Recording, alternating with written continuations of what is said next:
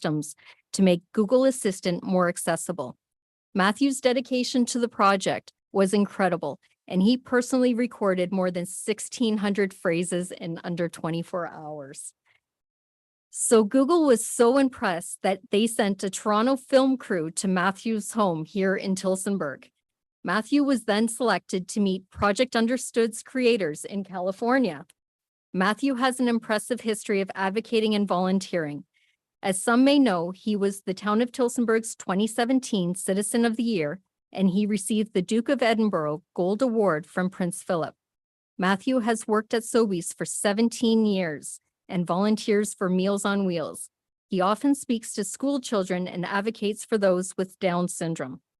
Matthew obtained his community integration certificate through cooperative education after 2 years at Peterborough's Sir Sandford Fleming College, in which he was awarded with the Premier's Award for Outstanding Achievement.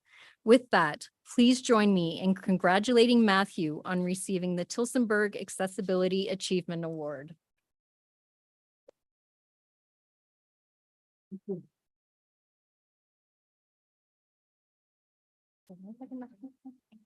we get a picture as well, please? Absolutely. So if I can get you to move just here. Yeah, Hold on over. so it looks good. Thank you so much. 3, 2, 1, smile, and just one more. Good luck.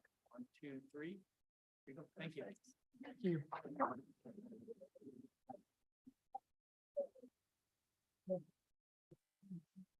Congratulations, Matthew, but more important than congratulations on behalf of council and a community that continues to receive because of your volunteerism and your spirit. We'd like to thank you. So thanks again. The second presentation this evening, and it's a pleasure to welcome Connection here.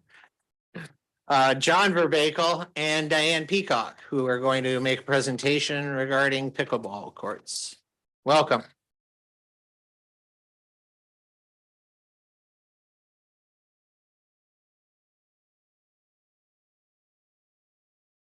Good evening, everybody.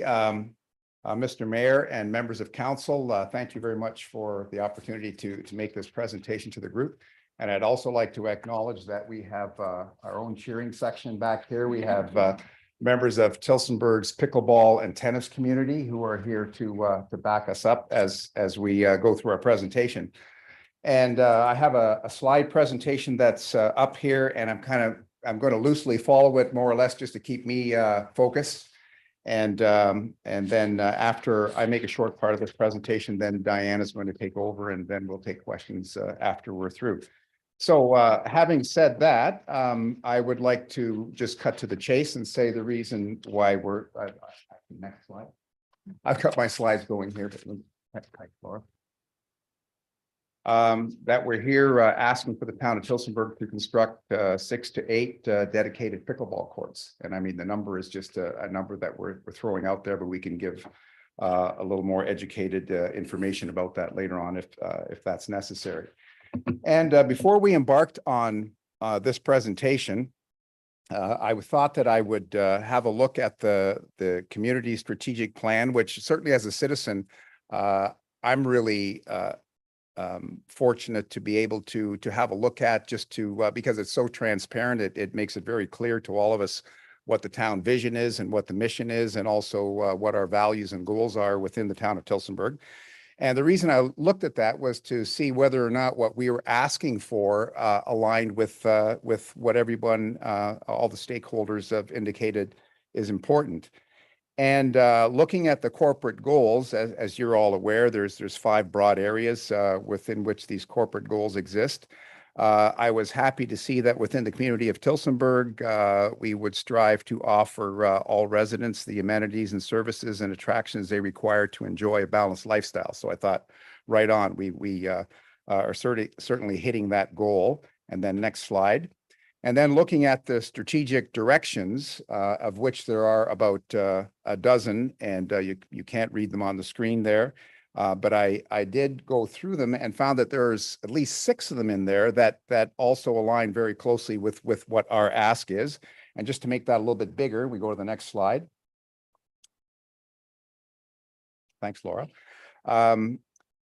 the six that I identified here, and I'm not going to read them all because you're familiar with what those goals are, but the ones that really kind of struck home with me were maintaining, enhancing programs and facilities to support the active, engaged senior population, and also to maintain and enhance programs that facilitate to support an engaged youth population. Because unlike what I believed years ago when I first heard about pickleball, I thought, that pickleball is an old person's game. It's not. Pickleball is played by young and old alike.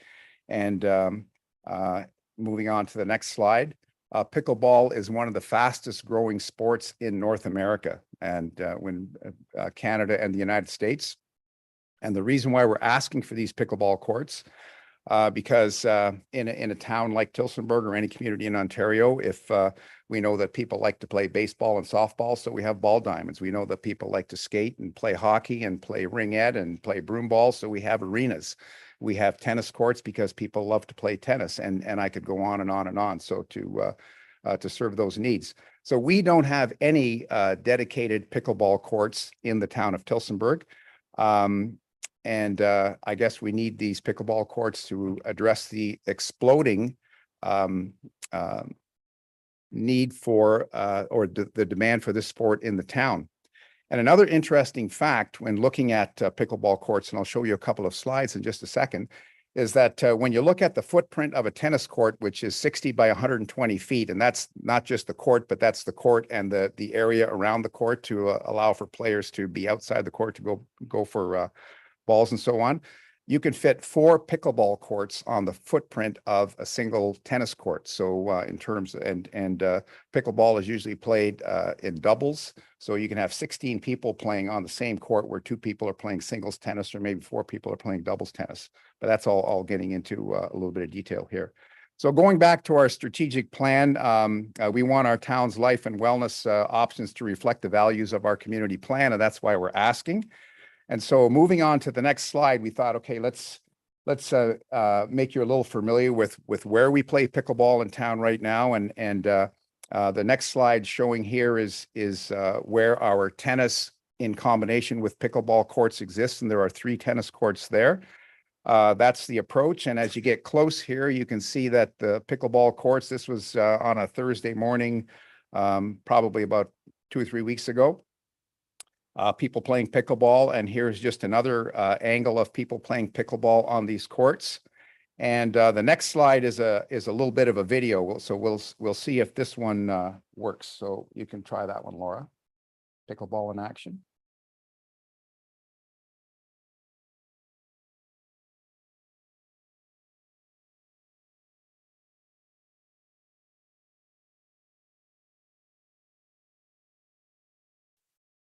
Maybe it's not going to work.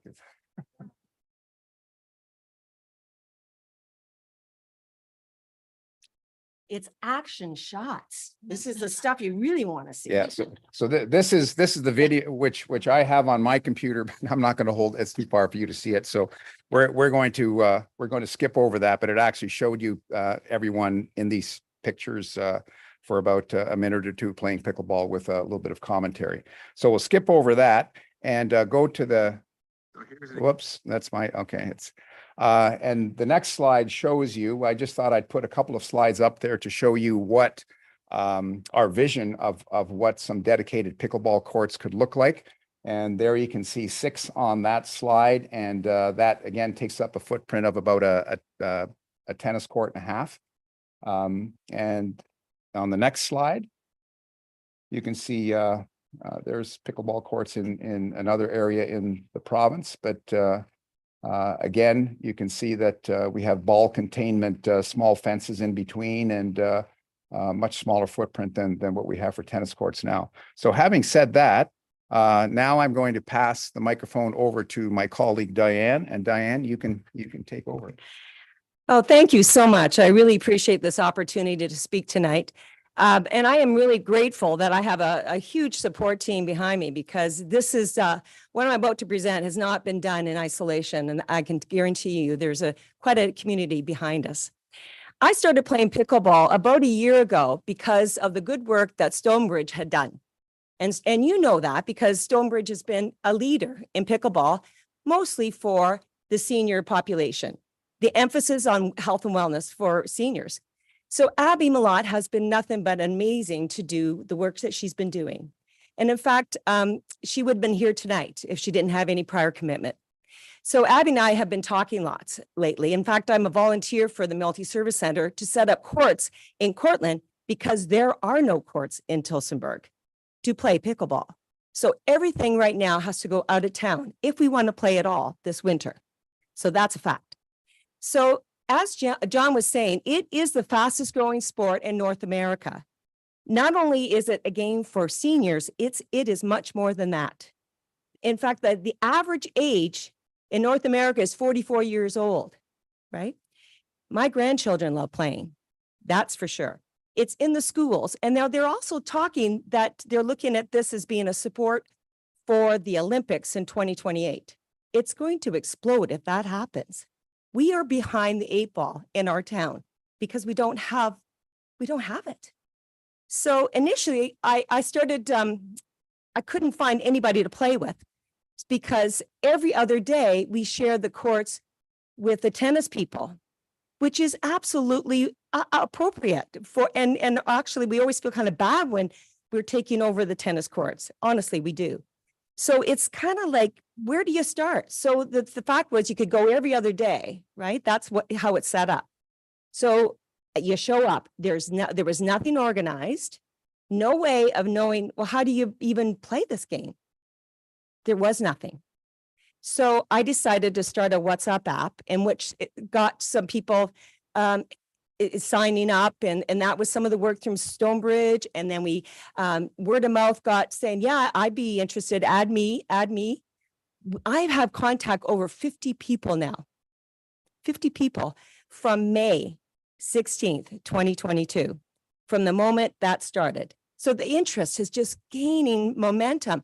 And I'm sure there are so many more people out there, like myself, has no idea how to get involved. And the truth is we can't grow this sport unless we have facilities in order to do that. We can't do it. So on July the 18th, through the sort of the efforts of like sort of word of mouth and some people coming together, Tina Vanderwallen, who some of you might know, is actually a national champion in pickleball, she's from this area, and she said, hey, I'll do a free clinic. And so she did that in July the 18th, along with 2 other colleagues of hers. And we had over 25 people and turned people away because the courts were just too full. So, but then she said, let's do it again, but we couldn't do it again because this every other day scenario does not provide consistency to be able to provide ongoing instruction, interest for residents of Tillsonburg. So that is another factor. By the end of August, we were thinking, boy, we need to think about getting some people together to talk about how do we grow this sport in town? How do we do this? So a lot of people in this room were around that table. So we've had some meetings. We've had a chairperson and we've had note takers. And guess what? We also have action plans. We've done a lot of research. We've gone off and part of, I'm not just saying John and I, but everybody, a part of lots of people in this room have done their homework. We've done some research into what are other communities doing? How do they organize themselves? Everything from Niagara Falls to Woodstock, St. Thomas, Belmont. Lots of communities have dedicated pickleball courts. Dorchester, like all these communities are busting and doing stuff. And we don't even have nothing to offer our community members. You know, when you think about people coming to Tillsonburg and you say, and people say, well, do you have pickleball? And the answer is yes, it's not up to standard. So it's not real, it's a bit misleading, tell you the truth, because we are playing on tennis courts with tennis nets. They're not even the right height. So it's not even a real pickleball court. So those are absolutely facts. So you can only imagine if we could offer that to other, people coming into Tillsonburg, right? That want to be members of our community, how important this is going to be to grow this sport. So you can imagine this for our growing community, for our residents, for our health and wellness, for social activity, for hosting tournaments. You can only imagine what the economic outcome could be for hosting tournaments. It's huge. It's a big income for communities to be doing these things. We got to do it right, though. Can't just throw up nets in a parking lot. Got to do it right. So the list does go on. And if you haven't tried playing pickleball, I welcome you. I welcome you to come out. I think Cindy has offered a couple counselors to come out to play. Come on out. You'll find that it's fun. It's easy to play. It's interactive. And it's as competitive as you want it to be. I like to try.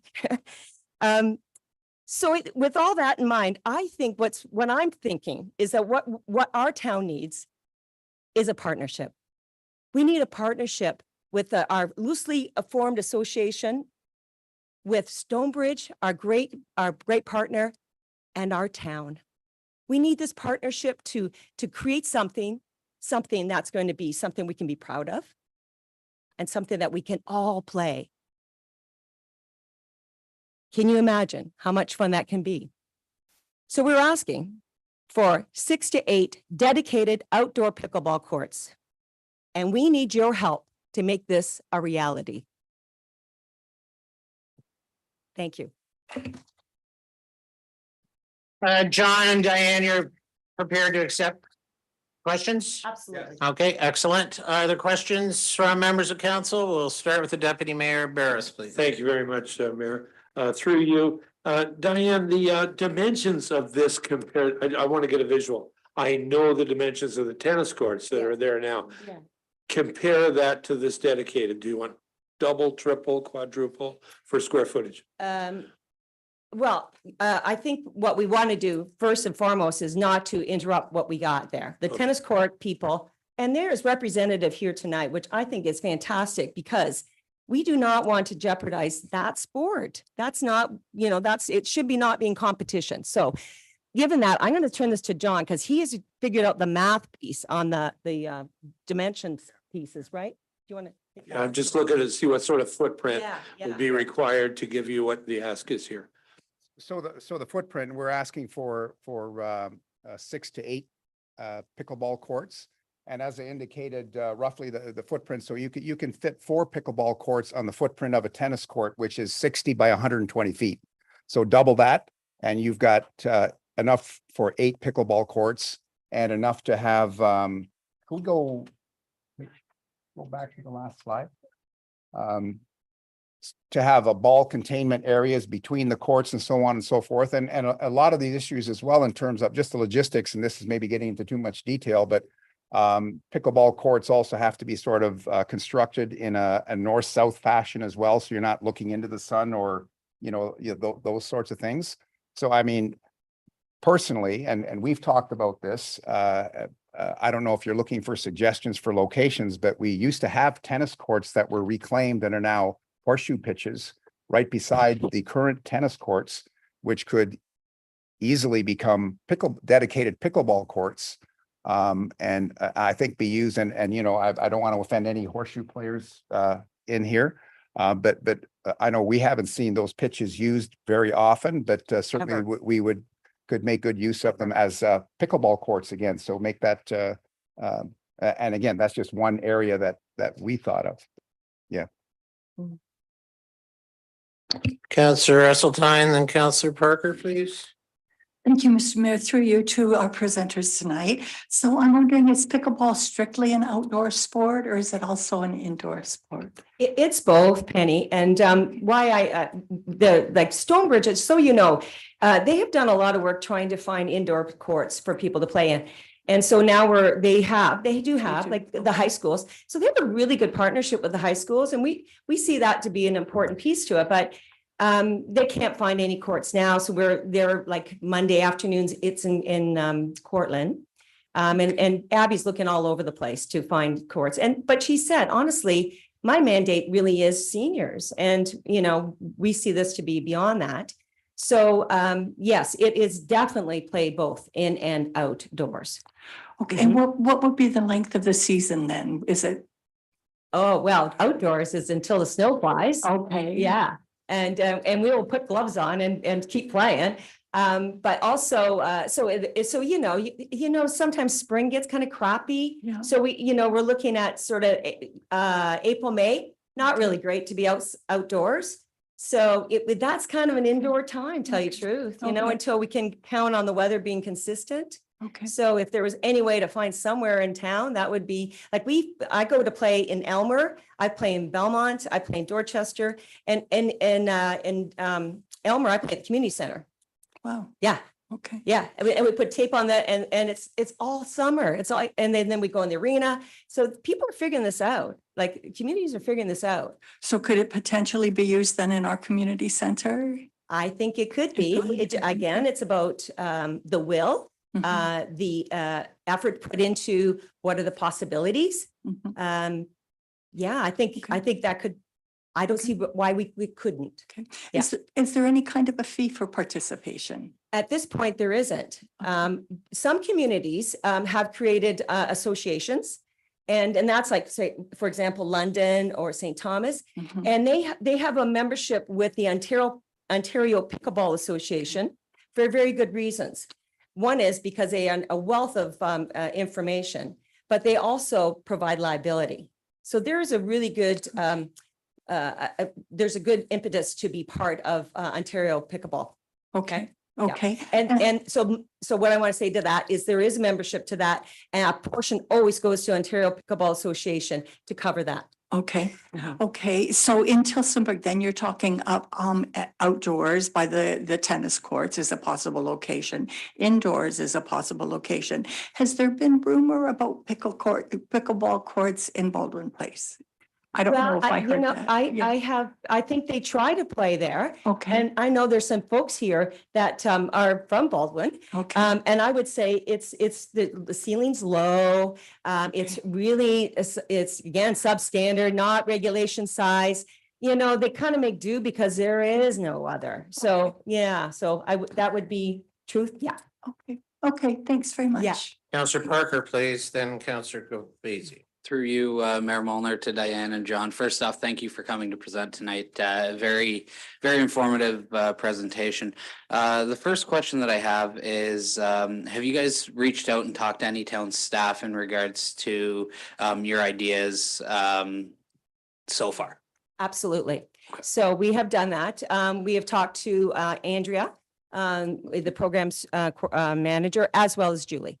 And we have also reached out to, I think, members of the Sports and Rec Committee, Scott Gooding, and so of some other folks. So absolutely. And that's all, again, that's not just Diane Peacock doing that. That's the team of folks doing things together. So it's a very much a collective.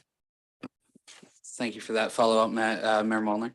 The other part is I actually just went out and purchased my first pickleball racket last weekend. So I haven't found time to use it yet, but Cindy's a good salesperson, you can say that. But I think it is beneficial if you would come to present to the Sports and Recreation Committee. I believe the next meeting is October 5th. I will confirm that, and the time and the meeting place is up here as well in council chambers. So I think it's very beneficial that they see it, because I know that some of the comments that we've heard throughout the summer, even at that committee, is that there were some not problems, but that there were some disagreements and stuff over courts throughout the summer between tennis players, pickleball players, and we would like to see that alleviated as well. So do we.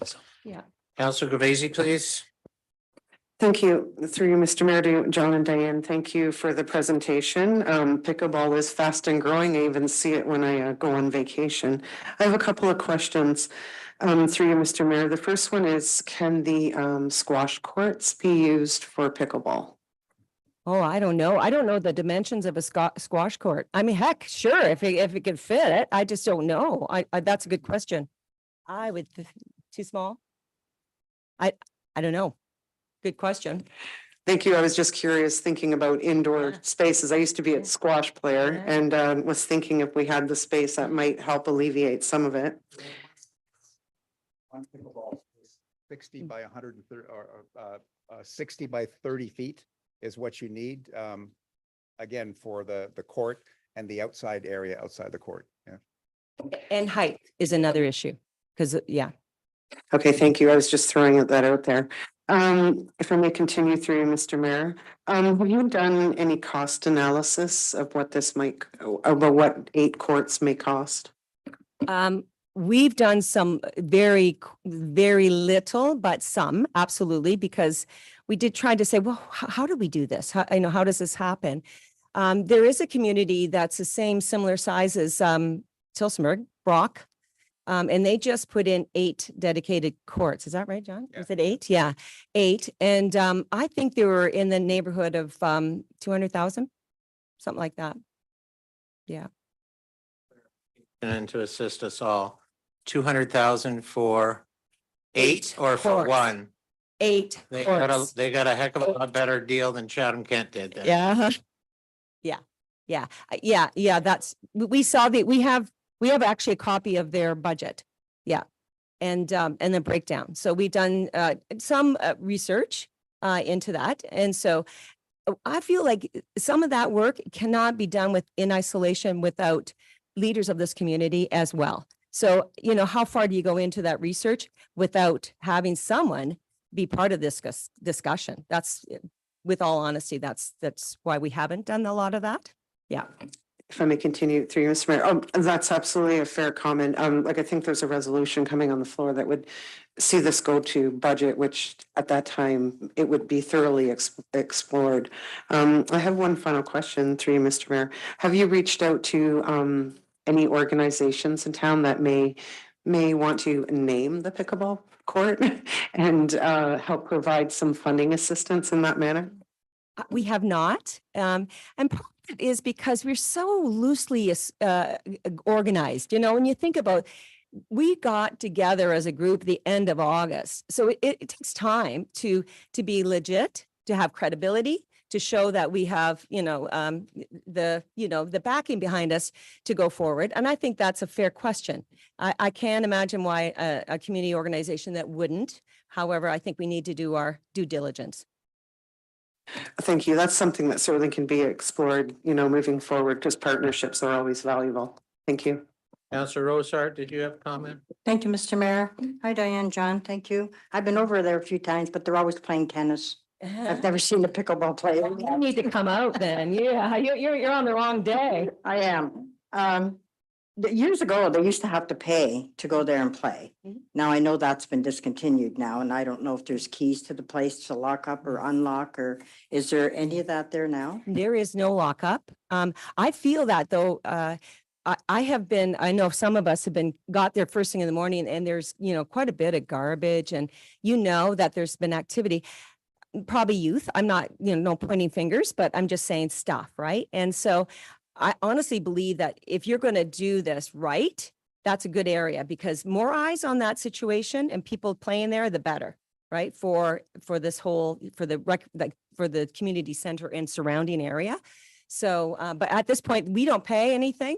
I might go on a bit of a limb, but I feel that we all have to pay to play sometimes. And I think I don't think people would be opposed to that if we had, facilities that would warrant a membership to something that we could be useful, right? So lots of communities play $3 and $10, and some communities in Woodstock, I went and played in Woodstock, and there was like 3 dedicated courts full 7 days a week, and they don't pay a cent. And what they do is they pay for the pickleballs, and that's it. Everybody puts in $10. They have 300 members, and they don't have enough courts. May I continue, Mr. Mayor? So do you supply your own equipment and That's your right. own balls? That's right. That's Not- right. Not the center, not. No. And That's then right. are there lights there at night as well? No. Well, we don't play in the dark. I know. There are lights. Yeah. Actually, Yeah. there's the accessibility for lights because all 6 courts were lit. So one of the options, based on the potential for geographic location, there would be lights available. Okay. I'm not. They are standards still there. Yeah. We all have standards we have to upkeep, and this for just some. May I continue, Yeah, Mr. please. Mayor? Thank you. So would you guys be willing to form a group as well and organize and help fundraise to do this? Because we've had the arena fundraise at the back. Mhm. We've had the dog park fundraisers to help keep things up because that's their wants, right? Not everybody plays pickleball, not everybody walks a dog, not everybody skates. So would you guys be willing to do that as well? If we form a legitimate an association, because I think that's a very important piece to this, that it's not just a bunch of us saying, hey, yeah, that's a great idea, we'll do that. Sure. I think there has to be, again, legitimacy where there is a formed, like an officially a formed association. So I cannot say that until that happens. Thank you. So I just, a comment on Mr. Parkhurst. Would we go to rec where sports or would we go to memorial? Can we advance any questions now or for the delegation? There'll be a resolution that comes to the floor. Choose to advance the conversation appropriately to the delegation. That's for the resolution. Good point, though. Are there any further questions for the delegation? Seeing none, real briefly echo the comments of members of council, all valid, and to John and Diane, to your entire team. It does actually, the first sentence, the Pickleball Association of Tillsonburg. So we're just understanding there's a group of like-minded enthusiasts that are working together to advance pickleball. That is Yeah, true. I think that's all that really matters. A couple of things. Well, there's a potentially observed, and I wouldn't call it preferred location, but suggested as an optional location that the group is not necessarily, you're more concerned that there's a demand and the demand is satisfied and the location could be flexible. That was just thrown out. Yeah, no, there's natural symmetry there. I'm just, there, I appreciated the aspect of the partnership. I know we've got great leadership too with vision, and I would echo some of the observations that Ms. Peacock had made relative to how the inefficiencies of a growing sport with, I grew up, very active in tennis, and rely on my pickleball experiences from acquaintances and friends who now, whether since the winter months down south have been introduced to it, and they're playing it on a regular basis. So it's a natural progression relative to all the things you've talked about. I don't think it's a yes, like I'm saying, it's not a yes or no. Personally, I think we need to identify sharing a court on a racket court every other day is not the same as mums and tots, swim team, and adult aerobics in the same pool that may not all prefer the same temperature, but it's still a shared use facility. You could have Monday, Wednesday, Friday, and it's raining all 3 days. That's right. Someone could be in Tuesday, Thursday, That's correct. and they get the bright sunshine, and all of a sudden it's a week before you can get back playing the sport That's that you like. So that is an aspect that I would consider that, and just based on not just demographics, but demand and all the other things you presented tonight. So I'll make a comment when we get to the resolution, but understanding the number of courts can be flexible. The aspect of lights can either be something short-term or growing into. Location, there's potential for options as encouraged, partnerships. Maybe that was more observational comments. Oh, and I did want to thank you. Actually, maybe it was John, but your entire team for referencing the community strategic plan. It's a challenge for all the senior leaders and managers when they're making presentations to council. And I think it's just very valuable that community members do the same. Like if that was. Well spent. So any final comments? Did you have any summary comments on your presentation this evening? Thank you. Yeah, thank you. Yeah, come on out to the courts. Come on, play.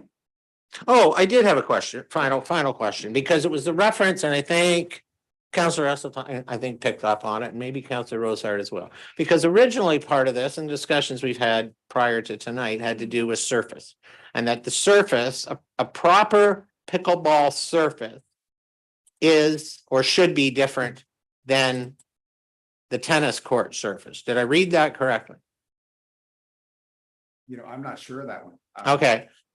Then that's another discussion, because when I'm hearing you're playing indoors, that's a third surface. I'm just trying to clarify that surface is it an important aspect? Surfaces, I mean, because there are a lot of complaints when people go from one surface to another surface because there's different bouncing characteristics to the ball and things like that. So playing in one place versus another, yeah, you kind of have to Okay. not relearn the game, but you know, adapt.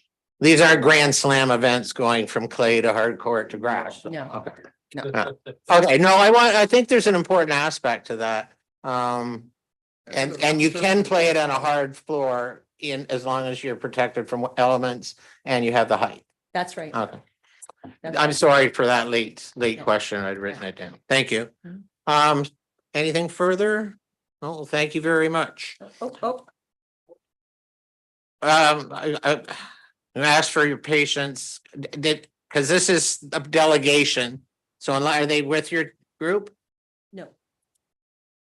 Well, not yes. Yeah, well, Yes, yes. no. Ask Diane, be very creative on how the question gets asked, Diane. Why don't you go over there and get whispered to? Okay.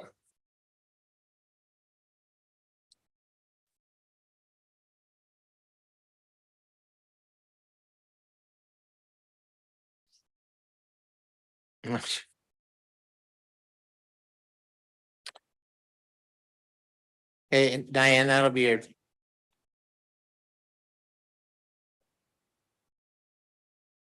That'll be a summary comment, and then we'll consider it on when we deliberate on any resolution. So thank you. Thank you, sir. Do you want me to, I think, yeah, I think It's just- about procedure that we're receiving a delegation tonight, but Yeah. that's really Yeah. the process we Okay. have. So continue, Diane. Oh, just that, I think John just want to acknowledge that he's been playing pickleball for 8 years. And it really goes back to Stone Ridge and doing the work Mhm. that they've done. And again, you can't undermine the work that happened. And there was 24 people playing back then. I think it just needs some sort of organizational support to keep the effort and momentum going for all citizens of Tillsonburg. Mhm. And it's for everyone. So thank you. Okay, thanks very much. There is a resolution prepared. Deputy Mayor, you have that resolution, I sir? do, and it's slightly adopted or changed from what we had original. It's moved by myself and seconded by Councillor Luciani. The council received the pickleball court presentation by John Verbakel and Diane Peacock as information. And that the delegation representatives meet with the Recreation Sports and Sports Advisory Committee prior to sending this to the 2023 business plan deliberations. Council understand the amended resolution as presented in front of council. Discussion to that resolution. It basically speaks to receiving his information, advancing it to rec advisory, and that it indeed in its heart is that it gets advanced to the 2023 business plan and budget. Start with Councillor Rosart, Councillor Govesi. That's the resolution on the floor. Thank you, Mr. Mayor. Through you to Mr. Vera, should it also go to the Memorial Park? As it is part of the Memorial Park instead of just sports? I'm going to refer that to the director. Is that something that you'd like to see done as well? Thank you, through you, Mayor. I would say if it needs to get in before budget deliberations, depending on timing of the next meeting, we could also, October 5th is confirmed, just so you know, 5:30. So we'll reach out to you and get in touch just so you can get on that sports advisory committee. It wouldn't hurt to have more feedback from different committees. I think that's a great idea. It's just timeline. I'm not sure when the next Memorial Committee meeting is, so I'd have to research that, but we'd maybe be able to reach out and have a meeting just to get their feedback on it before budget deliberations. Do we hear that the Director of Recreation, Culture and Parks has heard the comments, and we're continuing on with comments, to maximize conversation, to ensure that this gets deliberated in the 2023 business plan and budgets. Yeah, no, I meant, or we're gonna maybe, that's all. So can be amendable, or at least there's an understanding to advance. Okay, Councillor Govesi, please. Thank you. Through you, Mr. Mayor. First, I'm going to go over to Julie, the Director of Parks and Rec. So they did, the delegation that was here was mentioning something about like maybe like a more formal organization. Would this be something that the town staff could take on, like as part of the community center and rec programs to really help drive the interest to the community? Thank you, through you, Mayor, to Councillor Galvezi. In my past experience, I've been in similar situations, and I did share my feedback with a couple of phone calls I had from the community. So I would urge the community to create a pickleball association. They take the lead on that, and then they work with the town. The town would then support promoting, trying to help with indoor and outdoor locations. It's very preliminary right now, so it's a great time to create those strong partnerships. But the association comes from the community, and then we're here to support them and then promote activity. We can put it in the program guide. We can promote it online, use our social media, various outlets, print and social. Okay, thank you. That was informative. Through you, Mr. Mayor, I have one other question. I'm not sure, maybe this is a finance question. So the town collects DC charges for all development. And since this would be a new amenity and it's directly related to like growth of the community and growing amenities and things available to the community, would DC charges be able to be applied for this, for the cost?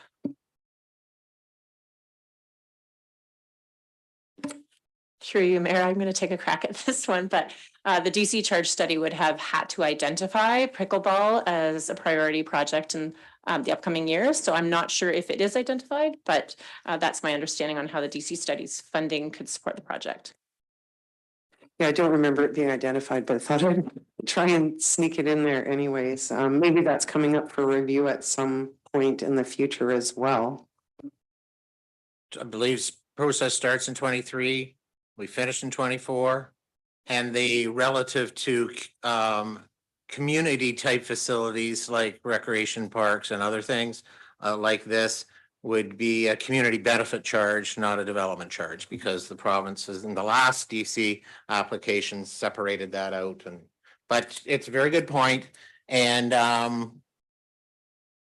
think it's kind of one of those frustrations, and it's an excellent point, is that the frustration is that you didn't know 4 years ago that we would be deliberating on pickleball courts, yet people have contributed to, as growth is an indication as well. And those are our kind of collective reserves, and there should be some flexibility on how to invest them. So I suggest it's a good point. And did you have Renato, did you have additional comments? No, Mr. Mayor, I believe you've covered it. Yes, the next study, the next review will commence June of next year, and for a new bylaw to be in effect of June 24. Counselor? Yeah. Okay. Anything further? No, appreciate the amendment to the resolution. I guess the word that I had wrote down even in review of this earlier in the weekend is ensure that we're not just receiving, ensure that we're not just sending to a 2023, but they're actually advancing the discussions. And so whether it's some of the things that have been referenced, some of the amendment that was made, I think the team here has heard a valuable presentation, understands that there's support in the community. I think all the members here tonight have advanced it through their questions and support. So I would be encouraged that we find that, advanced for those partnerships and things. So anything final, then we're prepared to call the question. All those in favor? Opposed? That resolution is carried. Thanks again very much. Now, if that was your only primary reason for being here, I invite you to stay. You are about to witness And again, just a quiet reminder, if you choose and you have not had the opportunity, you're welcome to sign the Book of Condolences. And thanks again. And we will at this point, this is our third presentation this evening. It's a pleasure to welcome back to this chamber, an area where this individual has contributed much of his volunteer time on various advisory committees and boards in the town. John Veldman, representing the BMI group, where John is the president. Well, welcome, John.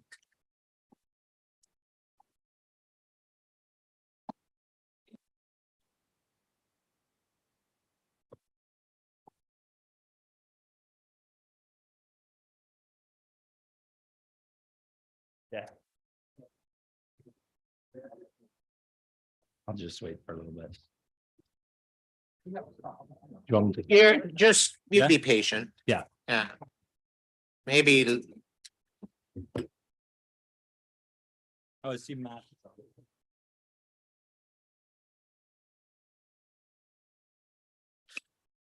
It's a pleasure to welcome our next presenter, Mr. John Veldman, President of BMI. Welcome, John. Thank you very much. Pleasure to be here. Mayor, Deputy Mayor, councillors, and senior staff members. We're excited here to present and sort of imagine with you some different aspects. And the title is on the screen here. I don't know if you've all received the presentation as well, so you'll have it in front of you. On the line, I believe we also have Matthew Bullen, which is our architect, and you can see him on the screen over there. How much time do we have, just so I can? 15 minutes, John. Okay. And then questions, and welcome, Matthew. Okay, so we're gonna go through this slideshow. So Station View Developments, Inc. Maybe we can go to the next slide, Laura. Yeah, the next one, please, as well. So this is a little bit of background information, but Tillsonburg is a growing community with great future potential, a wonderful place to live, work, and play, as we all know, and we hope we can contribute to make it even a little bit better. Next slide. So did a little bit of searching on Google, and I believe that Tillsonburg is around 18,500 citizens and growing fast. Oxford County around 120,000 people. Just some small stats here, 175 kilometers west of Toronto and a 2-hour drive. Next slide. So what we're talking about here is Station View Developments, and we'll have a slide here shortly where we'll see it, but the site is basically surrounded by the Station Arts Center, the Public Library, the hospital, Tillsonburg Customer Service Center, St. Paul's. We have the whole list there. I don't need to go through that, but the clock tower. And so I think it's a strategic location we're talking about in Tillsonburg. Next slide. We're within 5 minutes walk to the center core. Adjacent to green path systems. Of course, we have the bridge and the bridge project going on there as well. It's a high level of pedestrian traffic. Next slide. So Station View, we've coined that phrase because, of course, the view is to the station. The Station Arts is a piece of history since 1902. The Tillsonburg Railway came right through there. And of course, the bridge is still there. And today it's a wonderful, arts center. And we, of course, have the caboose right there. So the development, we didn't think of the name. I think the McLaughlin family had sort of coined that phrase, Station View, and we've adopted that. So I'm just painting a little bit of context here, and then we'll get to our reimagining Bridge Street, how this might tie in. So next slide, please. So what we're intending to do, and Matt, who's on the line, can elaborate some more shortly, He has a presentation as well. He can take us through. So, but just high level. And again, these are nothing set in stone. They're very preliminary, but we're looking at 2 to 3 building structures, 6 to 12 stories, 180 to 215 residential units, 300 or 30,000 square feet of commercial space, and then above and below parking, grade parking. So we have above and below parking. Of course, again, it steps from the downtown Tillsonburg. Next slide, please.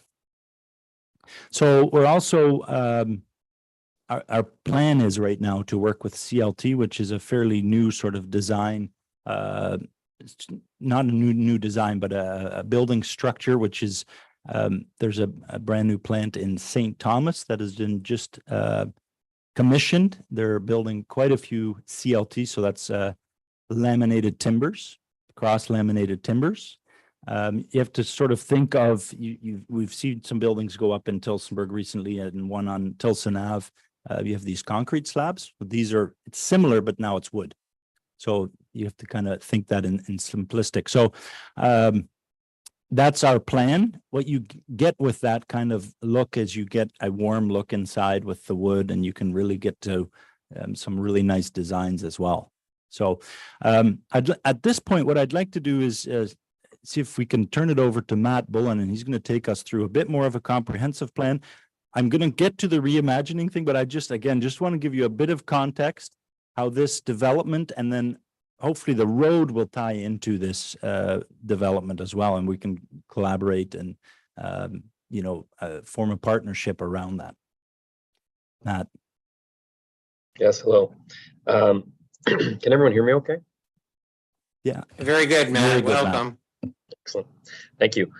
So Paul, I just want to confirm. So I think I'm able to share my screen. Should I do that now and pull up our design presentation quickly?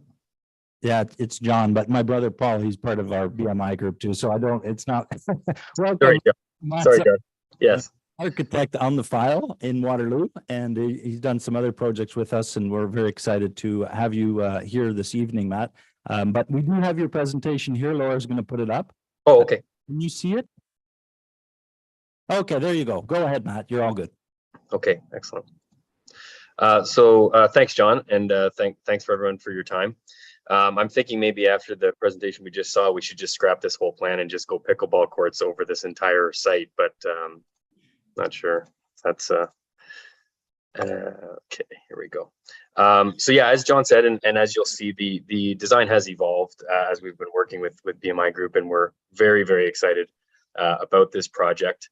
So I'm just going to take you through briefly here some of our visualization exercises and design exercises. Again, I think what this presentation today is largely looking to generate, and I'm sure John will follow up on this, is sort of ideation and getting building excitement, building interest, pulling in questions from this group and the community at large, and really taking some of that information and rolling it into our process, so that this development is as informed and as connected to the community's needs as possible.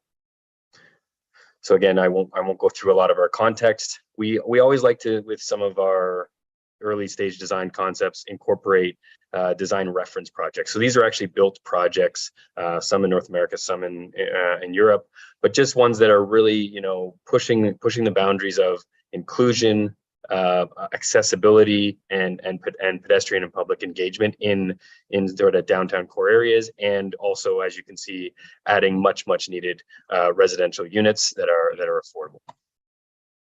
So this is again at a high level. We've got a variety of different, I'll call them building blocks here that we're working with. You can see down here, hopefully you can see my mouse, you can see the existing train station in white that we've modeled up. Then sort of kitty corner to that, but set back, is where we have currently our largest density residential structure that is up to that 12-story marker. That would have ground floor commercial as well, though, that would be along the street, that would help to liven up that street. We've currently got also a phase where that could include for a 3 to 4 story commercial or office building that could help, bring potentially some employment lands into this part of the core. And then along the back, along the, again, more low-rise residential street is where we've stepped down that massing into what is shown here as sort of a maximized 6-story mass. And that's how we're working that through. So again, you can sort of start to see the way that we could potentially see phasing this out, the build of this out over time. And I think an important part for us in terms of logistics, but also in terms of the impact on the downtown and the core, so that as we, develop this out over time, that it's, creating a continual benefit, not just, at the very end sort of thing. So that's something we've always looked for in our work. Again, just at a high level, you can see that same massing that we just saw in a site plan form. So again, you can see along Bridge Street, just the angular nature of it. Definitely, with John and our discussions with him and his interest and his background with the downtown generally and the site specifically, definitely looking to push that ability for the Bridge Street to be reimagined. And we will get to some visualizations of that here shortly. But I think it's also important to note that, it's not only about Bridge Street, but also about how that can integrate all the way through the site, create areas for outdoor amenity, pedestrian engagement, and commerce and market space, what have you. So again, this is just shows the underground level, which does basically walk out towards Bridge Street. So you'll have that commercial amenity and potential commercial retail that will spill out onto Bridge Street. But because of the nature of the way the site is sloped, it also allows us to embed structured parking underneath the entire block and development, contain it so we don't have, tons of cars everywhere, but they're contained and, has that valuable amenity for the residents of the building who do and will need some parking. And then you can see in contrast to that, how that allows us to open up the ground floor plan. We do obviously still have some parking through the center, but again, it's heavily pedestrianized and really softened through landscape, hardscape, and other open spaces that pedestrians can really feel like they're at the forefront at that ground plane. And obviously that's a really important thing to make that front and center. Again, we have some typical floor plans and some of our suite layouts that we're looking at, some of the feel and look. And as John said, this product we're looking to use, cross-laminated timber, not only has a local connection, not only creates some of the aesthetic benefits, but also environmentally, it's a very high carbon sequestering system, and also has much lower carbon to create and manufacture and fabricate the system than virtually every other structural product that's out there right now. So we've actually built throughout the region a number of projects over the last few years with Element 5 out of their facility out of St. Thomas, and very excited to continue our work with them and with BMI Group here.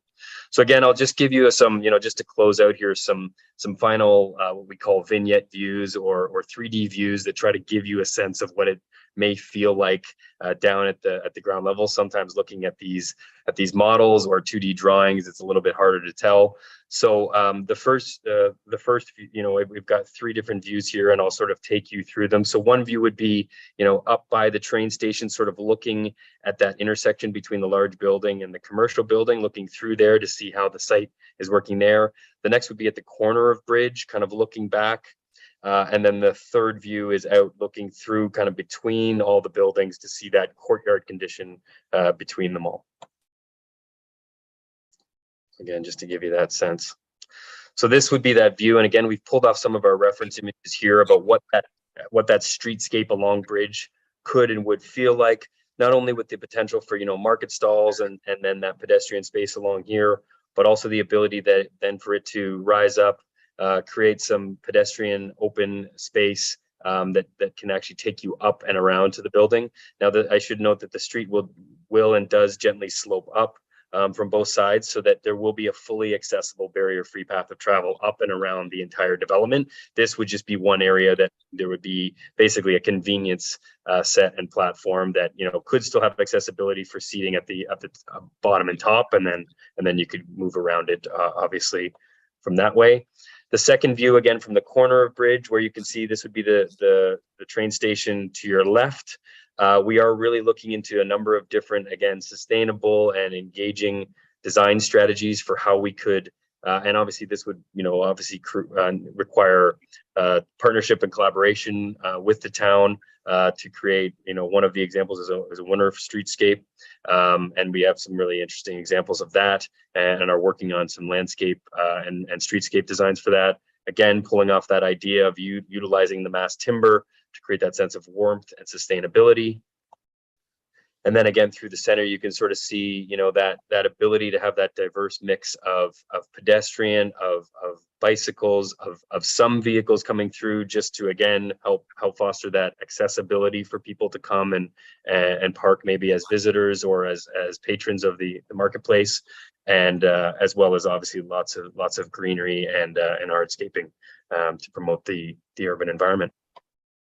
So again, I'm just closing. Again, we're very excited about the project. We've been working on, both 3D models, and this is an important part of our process now, just engaging with this group here tonight. So thanks again for your time.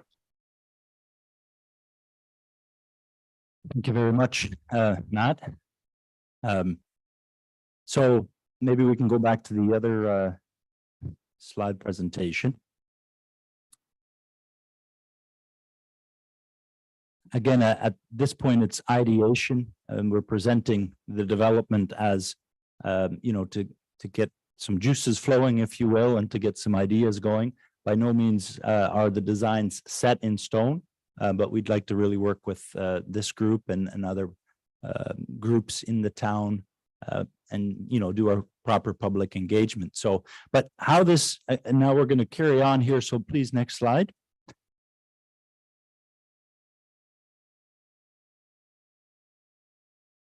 We'll keep going, please, Laura. So just briefly on project timeline, the Station View Developments has quite a history. It started in 1993, roughly. There were some proposals at the time for a nursing home. I think that came to this council, went to Oxford County. There were some approvals there that didn't go through at the time. The project has, been on the docket for, lest we forget, the town hall project, and that was interesting as well. Again, it's a strategic site for many type of uses. In July 2021, the BMI group signed an agreement with the McLaughlin family, the group, and we agreed to purchase the lands. We started to do a little bit of pre-development. We had some discussions with the planning department of Oxford County, also of the town of Tillsonburg here, and just to kind of look at what kind of massing and that type of thing that could be established there, and allowable uses and such. So 2022, which a few months back, we completed the purchase, including the purchase from the Roman Catholic Church here in town, their piece of land. So now the whole block is assembled as one total block. So our intent would be, and maybe it's somewhat optimistic, but that we could begin construction in the third quarter of 2023. Of course, we'd have to come back to this council in Oxford County. We have we've engaged with planners and of course architects. So we are actively preparing a plan to present further to you. And then I think the project would take probably 2 years to build, depending on how we phase it in. Very, very quick timeline there. So next slide, please.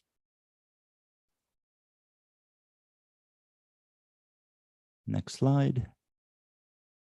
So here we come to Reimagining Bridge Street. This is really why I'm here this evening, is that with that development and being, I believe, key to the growth of town of Tillsonburg, and it's a strategic location. I think that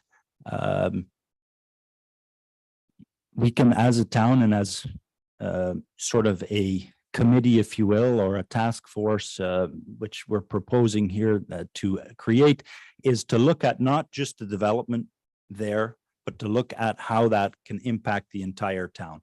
And that's why we call it Reimagined Bridge Street. So we're looking at basically reimagining it from Lisgarave all the way to the bridge, maybe up and to the bridge. Now, of course, that land is not owned by BMI. It's owned by the town and by the county. And therefore, I'm here today to say, you know, pitch the idea and also ask for some potential dollars to contribute to that reimagining Bridge Street idea or proposal, so that we can start to engage with some third parties to see what that could look like. So right now, I think there's a traffic speed of around 50 kilometers an hour. You know, there are things that we would imagine that you would reduce that. There's the market, of course. We know the farmers market is there on Saturdays. They barricade that portion of the street off. So there's some really neat things that can be done to incorporate the development with the street. I'm thinking of, and the picture depicts it a little bit, but you know, there's these bollards, these hydraulic bollards that could come out of the road to stop traffic, and perhaps in front of Station Arts, you would redo the road. And these are all grand plans, but I'm just trying to paint some color here with, you know, maybe some cobblestones or something to really get that ambiance going for the pedestrians and the, you know, the visitors to that market. But, you know, this could lead to many other type of events on that road. So next slide, please. So what you see here is just a quick sketch of basically Lisgar Ave to Rolfe Street and then beyond over into the bridge. Where this might tie in what nice as well is, I know there's some discussions in the town at the moment around the bridge and what that may look like. I don't know where that's going at the moment, but that may be a good discussion to look at that, you know, how you landscape around that and such. But I think that area there has a tremendous potential to become the corridor of Tillsonburg that is has high energy. From a commercial point of view, it already is, but I'm just, you know, you could right now, little things, if you look there, the lights haven't been renewed there, the street lights, for instance, they have on Broadway. So again, here's a crossroad over top of Broadway that we could reimagine a tremendous amount of, I think, ambiance and traffic. So next slide, please. Streetscaping, designing with a pedestrian focus. So one of the things that is important, I think, is to separate traffic to make it also safe, but also to get, you know, a lot of pedestrians using those roads, whether that be with bikes, making the sidewalks maybe a little bit wider, maybe the street a little narrower. That's everything to do with streetscaping. Next slide, please.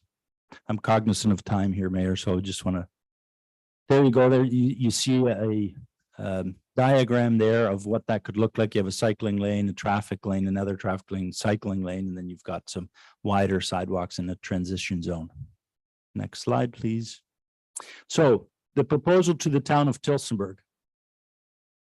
What our proposal is, and what we'd like to put on the floor today, is to create a master streetscape plan to reimagine Bridge Street from Lisgar Avenue to Rolfe Street and beyond towards the walking trail. The points of the proposal and the contents of that establish a joint public/private task force with local stakeholders to reimagine Bridge Street. BMI Group to lead creation of the task force as a standalone body and fund 20% of the planning costs. Start the dialogue around what the Bridge Street corridor could look like, including selecting a suitable urban design consultant with regular reports to council.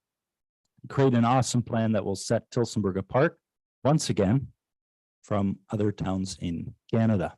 And this sort of correlates with the letter you received. These are just some points taken out of that letter. So that's our proposal. All right, next. So the key stakeholders at this point, but that we see is obviously the town of Tillsonburg, Oxford County, Tillsonburg VIA, Station Arts Center, Chamber of Commerce, Tillsonburg Farmers Market, Economic Development Committee, and the neighbors of Station View, of course, all the residents of Tillsonburg. we've had just loose discussions with most of these organizations to just gauge some interest as far as just to see if there's some excitement, general excitement around the idea. But we would have to obviously put a lot more work into that and have meaningful discussions. But next slide. So thank you for your time.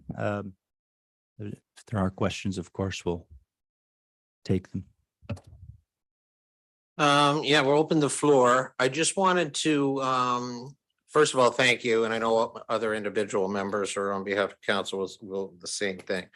I don't know where you're encouraging some of the concentrated questions to be focused on. Because we had, there's a site that was introduced and then more what was actually part of the agenda, the streetscaping and but I did want to recognize and thank BMI, yourself, your partners for coming before the community and sharing vision, before all the building blocks were in place. And I think that's extremely creative and reinforces that, the overall community and the list you had and even greater. Just communicating is kind of at the source of a lot of long-term positive, sustainable things. So we'll just open the floor to council. We'll start with Councillor Govazy, please. Thank you, Mr. Mayor. Through you to John. Firstly, thank you for your presentation. I did watch the video on LinkedIn quite a while ago, and I was excited. I super love this concept. The adding commercial space to downtown. So the downtown has less than 2% commercial space. The downtown desperately needs more commercial and retail space. So I'm glad to see that incorporated in your design. As far as the proposal goes, number one, I appreciate that you've, identified partners and working together, because I think that's important. My one concern is maybe the scope of work. I feel Broadway to Rolfe Street would be like a really great section to look at that. I'm not so sure from Broadway to Lisgar, and a couple of reasons. I think there needs to be somewhat of a reimagining of that area to maybe accommodate some larger type stores. And secondly, there are trucks that access the mall, like to the LCBO. I see them, Staples or whatever. There's a delivery door back there. So that, and Canadian Tire as well.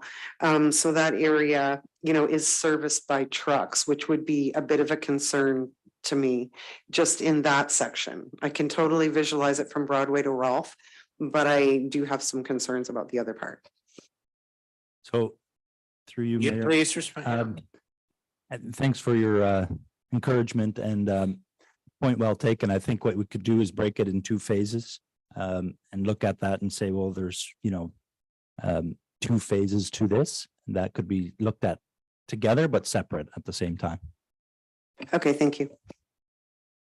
Councillor, I did have Councillor Esseltine, then Councillor Parker out of the corner, and then Councillor Lucier. And don't say you didn't have your hand up, or I'm really gonna. Oh, I'm sorry. I apologize. Okay.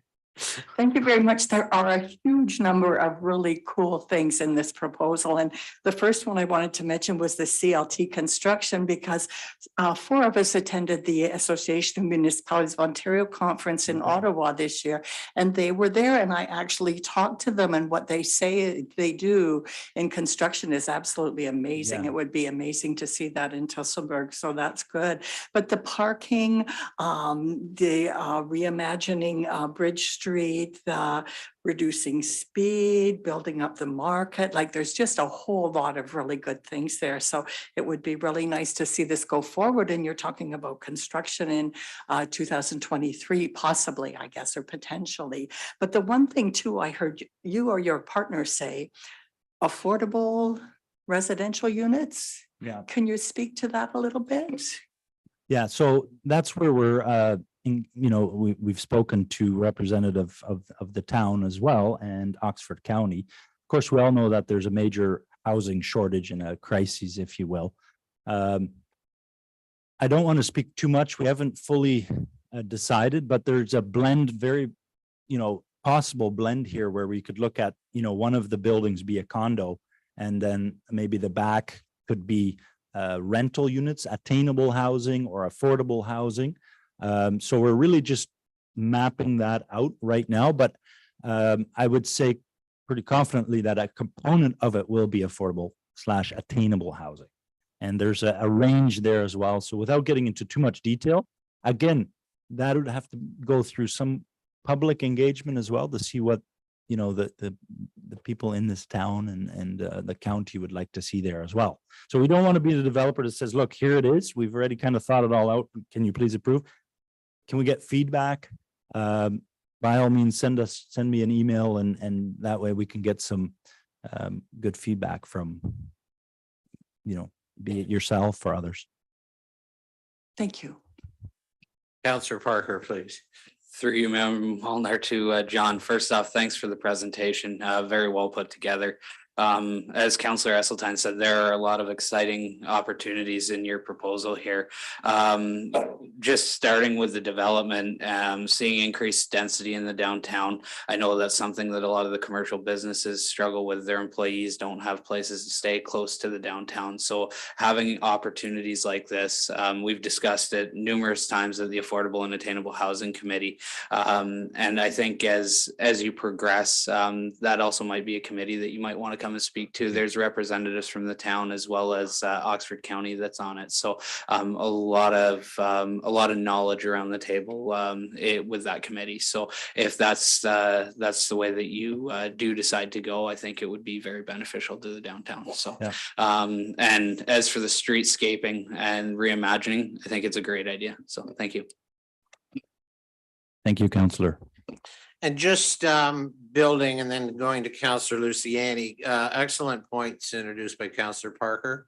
But I wouldn't suggest it's always just about waiting to see where you're going, but while you're listening and looking for input, County of Oxford with various plans and incentives that they also have may actually tip something over the line and assist you in decisions that might have greater benefit, that some we've already discussed here. So that's connecting and making sure we Yeah, could thank be you. at that meeting too. So good team members there. Councillor Luciani, please. Through Mr. Mayor to John, great presentation and thank you. This is it's nice to see the enthusiasm and the will to want to better the town and put some development money into it. And it's also good to see that you're willing to come forward with a little bit of a contribution if we're going to go forward as far as dealing with any type of planning. Have you been out to, has it been presented any place else? Has it gone to BIA? Has it gone to any other groups or? I wanted to present it here first. I did have, like I said, loose conversations, if you want to, with representatives of those committees, but officially not at board meetings or committee meetings yet. But we have planned some, and they're in the sort of in the works, if you will. Yeah. Just further to that, I take it if we do approve something or if we do want to partner into this or move forward, I take it we'd be getting a lot of feedback from those other groups and you'd be going out to those and we'd be hearing about that as well and the input. So great.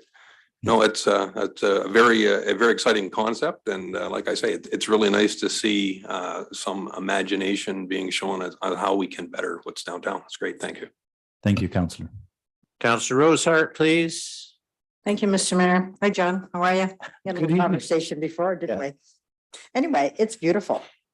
Thank you. Beautiful concept. It's a dream. I hope it works. I mean, it's going to take a lot of people to Yeah. pull this together. I wonder from Broadway to Ralph Street, we have Metro. We have the garage with tow trucks. We have Kelsey's that brings in big trucks as well. So I just don't know how that would work into your plan. I mean, I guess it's up to us too, right? We own the land there Yeah. as well, right? Cobblestone, you mentioned cobblestone. Where would the cobblestone be? I guess being a landscaper with a landscaping background for many years, I would, if you visit downtown London right now, they've reimagined Dundas Street. It's taken a lot of work, but it looks quite nice. And so when we're thinking cobblestone, we might think, sort of the really bumpy cobblestones. I'm thinking more like the interlocking stone. That's quite smooth. And, the parking lot spaces would be sort of within, outlined with other colors of cobblestone or interlocking stone. But I would imagine that from roughly right starting at, would that be Bidwell? Up to Ralph. So that section, I wouldn't go personally. I mean, I'm not, but if it was up to me, that's where I'd put it. I wouldn't go all the way to Broadway. But just so you could create that ambiance right in front of the development and the Station Arts Center. So when you come to the market on Saturdays, and there's some great pictures too, and you can, the farmers market and the people of the farmers market, we had great conversations. And I don't want to speak for them, but they would like at some point to see a 12-month market. And so there's the idea of, can you cover that portion as well and create an awesome Christmas market? Many ideas. And that's why we would need that consultant to pull that together. We can just throw all kinds of ideas at the wall and have an idea session with these groups that we've identified and then go from there.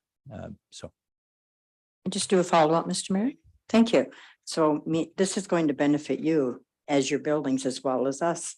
Maybe you'd like to pick up a bigger portion of that. Thank you. Thank you, Councillor Rosa. No, now that he's only doing half, it'll work out. Deputy Mayor, final comments, please. Well, just, and I agree with everyone here, and I agree with everyone who's seen it. It's a real plus, and it's a great addition to the community, and thank you for all these visions that are coming up through it. And I really hate to throw a dart at a balloon here, and I'm sure this would happen at site plan time, but what about the parking? We've got a lot of residents there, we've got extra retail. I don't know, is there a possibility of a two-tier parking system under the building? We just don't have property adjacent to that where a parking lot can be created, and we certainly don't want to impose on the retailers who already have parking lots there, the restaurant, the grocery store, and so on, that are close by, that might say, hey, we don't want cars parking here on our valuable spots and then going over and shopping there or living there. So has there been some thoughts given to what you could potentially do for all these vehicles that are going to accompany the residential and the commercial components of this development? So we can only speak to the development itself and what the requirements would be through planning. The town of Tillsonburg has, I would say, a good parking clause, if you will, where it's promoting development downtown. So your requirement for parking is lower than some other municipalities, which is great. But having said that, we are planning a underground parking there. So because of the way the lay of the land is, you have about 10 feet height difference from the one side to the other side. So you can enter from the one side, have underground parking, then the buildings lift up, and then you have another layer of parking over top of that. I missed that. I thought, so there's two layers of parking. That's correct. Oh, okay. Yeah. I just thought it was ground level parking in the building above. But we wanted to keep the ground level parking less intense, so you'd have more outdoor space and Right. have most of the parking underground. For the residents. Correct. The permanent stuff, Yes, the 10, 12-hour parking under there. right. Okay, you've answered my question. Thank you. Thank you. Further questions or comments from members of council? I'm really very, excited. Mostly excited about, again, that someone's come before and with their ears open as much as their, pens already out. So I think that's a pretty special quality to have. And I would stress to us all that this is an opportunity, not to get too, as the deputy mayor reminds us, to get too far into the weeds. There's an opportunity here to embrace a vision and an opportunity. We'll get to a resolution. I would remind, and probably part of that discussion is the ongoing review application regarding the clock tower, you know. But I think my perspective and conversations I've been had historically, the aspect of celebratory space, community gathering, and if this is part of, you know, all of that, or if this becomes a geographical, you know, component of that, and the great job and congratulations to the Station Arts for their excellent celebration. You know, these are the partners in the community. So the resolution will come forward, I believe, momentarily. But I would suggest, as I'm again looking at the land, so much could happen, and it's going to happen through, you know, dialogue, communication, partnership. So I'll look forward to that. Did you have any summary comments, Sean? No, I just wanted to thank you for your time and for the positive remarks. We can't do this alone as a BMI group. This is a key, I think, marquee project for the town of Tillsonburg. Not just the street, but also the development, of course. So we're excited to be working on it. And if you have any input, please let us know. Thank you. We move to the resolution, portion of this particular presentation. Councillor Luciani, do you have something before council, please? Yeah, moved by myself and seconded by Deputy Mayor Barris that council received the support for Bridge Street reimagining presentation by John Veldman as information, and further that the information be referred to the 2023 business plan for consideration. All members of council understand the commitment from council in principle to forward it to the 2023 business plan. Are there discussions to that resolution? The only thing, and it's very similar to the discussions that took place earlier with pickleball. And I would respect the direction of council relative to that's where it perhaps needs to be referred based on resources and the time of the year. But I would hate to think we're going to waste 3 months getting into the dialogue on this and then have to ask for a white paper or what are the other background or things. So, you know, and I'm not in a position where I delegate resources from the corporate team, but some of this work has been done. Some of this dialogue should be taking place operationally on a regular basis.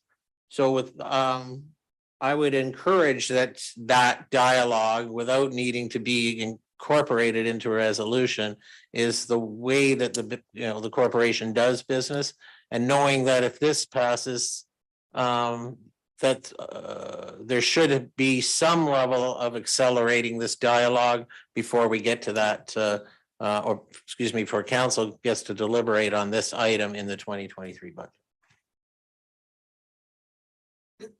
Further? Then we'll call the question. All those in favor? Opposed? Resolution is carried. There are no thanks again, Mr. Veldman. There are no public meetings, planning reports, deputations this evening. There are a series of information items. One is correspondence for Mr. Jim Mutton on Durham Drive, and I believe Councillor Esseltine, you have that resolution, please. Thank you, Mr. Mayor. Moved by myself, seconded by Councillor Parker, that council received the correspondence from Jim Mutton dated August 29th, 2022 as information, and further that the information be referred to the 2023 budget business plan deliberations. Discussion. Councillor Gavesi, please. Just a quick question. Thank you through you, Mr. Mayor. I just want to ensure the intent of this resolution is to like prioritize this section of sidewalk and the sidewalk connectivity plan. That's part of the budget.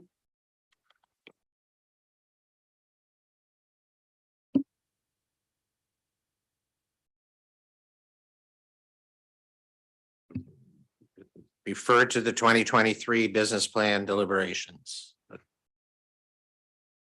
Councillor Esseltine. I just have a comment as well, Mr. Mayor. So I did drive around that area and I noticed there's a lot of streets missing sidewalks up in that area. It's not just that one small section that this community member Jim Mutton is talking about. So I didn't know if Council, Yeah. but to be fair, and to be fair to our, and welcome, Mr. Eadsma. Leadership brought us the sidewalk continuity plan. Council collectively amended the budgets and removed some things, and some of it for financial reasons, some of it neighbors did not want sidewalks.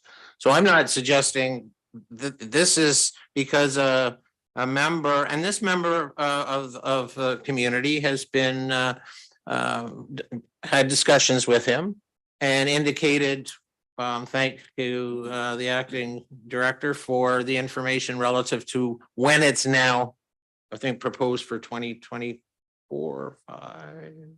Yeah, he did get the information, but I also encouraged him to write this letter so that all of council gets to see this, and it ultimately is in front of all of council, not one member of council. So you raise excellent points, and there's certainly opportunities to give direction or to include it in other things.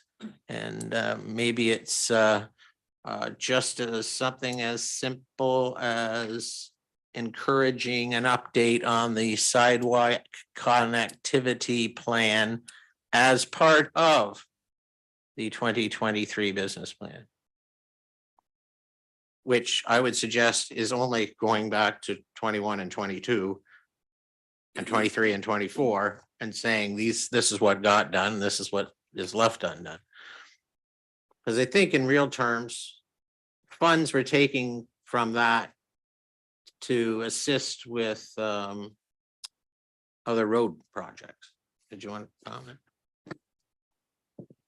Yes, within the 2022 business plan, the connectivity money allocation was for other road reconstruction projects, which did enhance or was used for the connectivity plan in other areas. Thank you. So how did that happen? We did it. We approved that. Majority of members of council made that decision. Yes. So is that particular section that Mr. Mutton's talking about, is that included in any year going forward? Like, I know you plan ahead, so this year you're going to do this, this year you're going to do this. And in terms of just sidewalk connectivity, then not the other work that we're funding through that, is this particular project anywhere in the not too far future? Through the chair to Councillor Esseltine, in 2025, we're looking at doing the sidewalk program again, just for sidewalks itself, not including that within road reconstruction projects.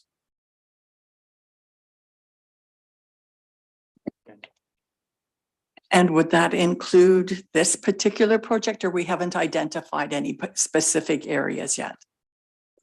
Correct. We haven't identified specific areas at this time. So we're looking at 2025, 2 years, minimum 3 years, and there's no guarantee that that would be included there. Yeah. I believe that's why the resolution was crafted this way, is so that the sitting council that will be directly involved with the 2023 business plan will actually have the opportunity to accelerate that decision if in their wisdom they consider it appropriate. And that was part of the dialogue I had with the residents, and I guess a resident, excuse me, and I, with apologies, crafted the bylaw or the resolution to kind of reflect that, so that it's not being lost, to receive it as information, it's actually ensuring it'll get reviewed. Thank you. Yeah. I think then that we're good with the resolution as it stands. And that was, okay, further discussion? We'll call the question. All those in favor? Opposed, resolutions carried. There's information running out of paper, Oxford County Federal Electoral Boundary Reform Resolution.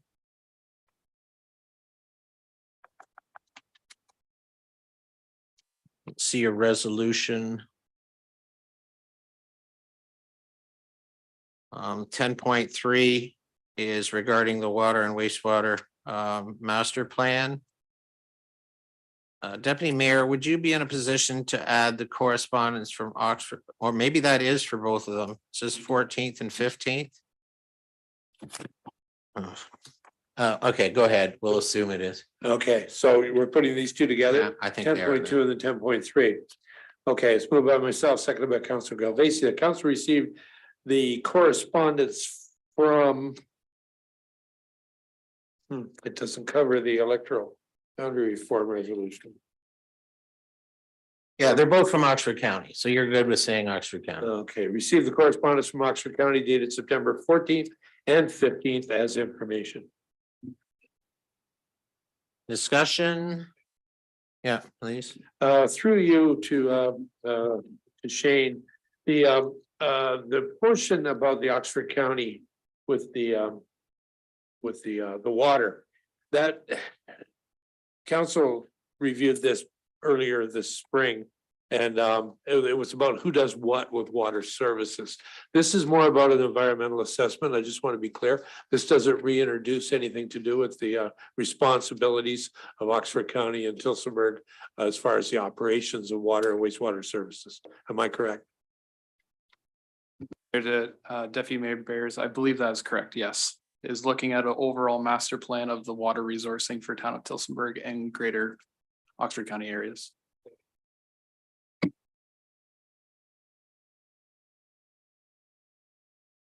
The acting director is appropriate, but it also actually introduces opportunities for review of ownership of services and other things. So there's opportunities that a future council could consider. Anything further from members of council? I did want to recognize the participation of the member of the Water and Wastewater Services from the county perspective at the Rib Fest on the weekend. They were there with a presentation and taking people's surveys immediately and handing out some educational information. So I think that was a good outreach program for them. And I would share it to members of council and the community relative to the redistribution of the federal electoral boundaries that, and thank you, Laura, Ms. Bickerkill, for your continual attention to this, a process that's been less than transparent, is that the municipality has been approved for comment. That comment will be made virtually on the 27th, the Tuesday, sometime tomorrow, yet to be confirmed. But the positive news for members of the community that are beginning to be engaged in this public process, due to the original lack of communication from the commission, is that I think today confirmed back, based on some advocacy and actually a lot of emails from Laura, is that federally they recognized, I think that there's a lot of people that want to make comment, and they don't have enough time to make those, all the space available. So they're actually shrinking the available time per presentation. But what they have done is provided the opportunity for supporting or additional information with each pre-registered delegation or presenter. But parallel to that, they're also extending the opportunity for any individual to make comment to the commission, which was prior, it was originally September 25th. Now it's October 29th. And that information just came in later this afternoon. So thank Laura for that. But publicly, I hope we'll get that on our communications as well, that members of the community can make comment up until, the 29th of October. And we'll call the question then. All those in favor, opposed, resolution is carried. There's a Police Services Board resolution, slipping down to the actual resolution. Councillor Esseltine, please. Thank you, Mr. Mayor. Moved by myself, seconded by Councillor Parker, that council receive the correspondence from the Police Services Board dated September 21st, 2022 as information, and further that information be forwarded to staff for a subsequent report with recommendations. Thank you, Councillor. Discussion? Councillor Gavasi, please. Thank you. Through you, Mr. Mayor. What would be the timeline on this? I know that this is really important now that school is back for safety reasons in this area. Or yourself or Richard. The operations department is conducting a further study on this to further analyze where the signs need to be for this. So it's more of a question, thanks, Councillor Gavasi. It's more of a question of when and where, not if.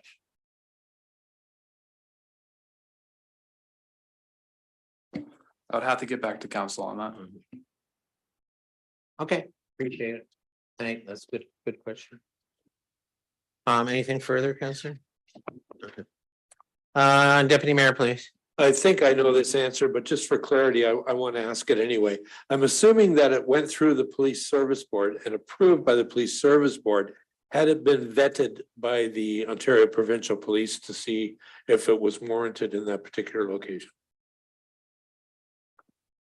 And I don't know who can answer that. I would look for reinforcement from a fellow member on the PSB, but yes, it was actually it was done twice. I was only at the second meeting and similar questions were asked, and support from the inspector indicated that they were supportive of the information they had. So yes, the inspector is supportive and the board. I see by the minutes, Mayor, that it was 100% supported by the members present. So I was assuming that's what the case was. Thank you.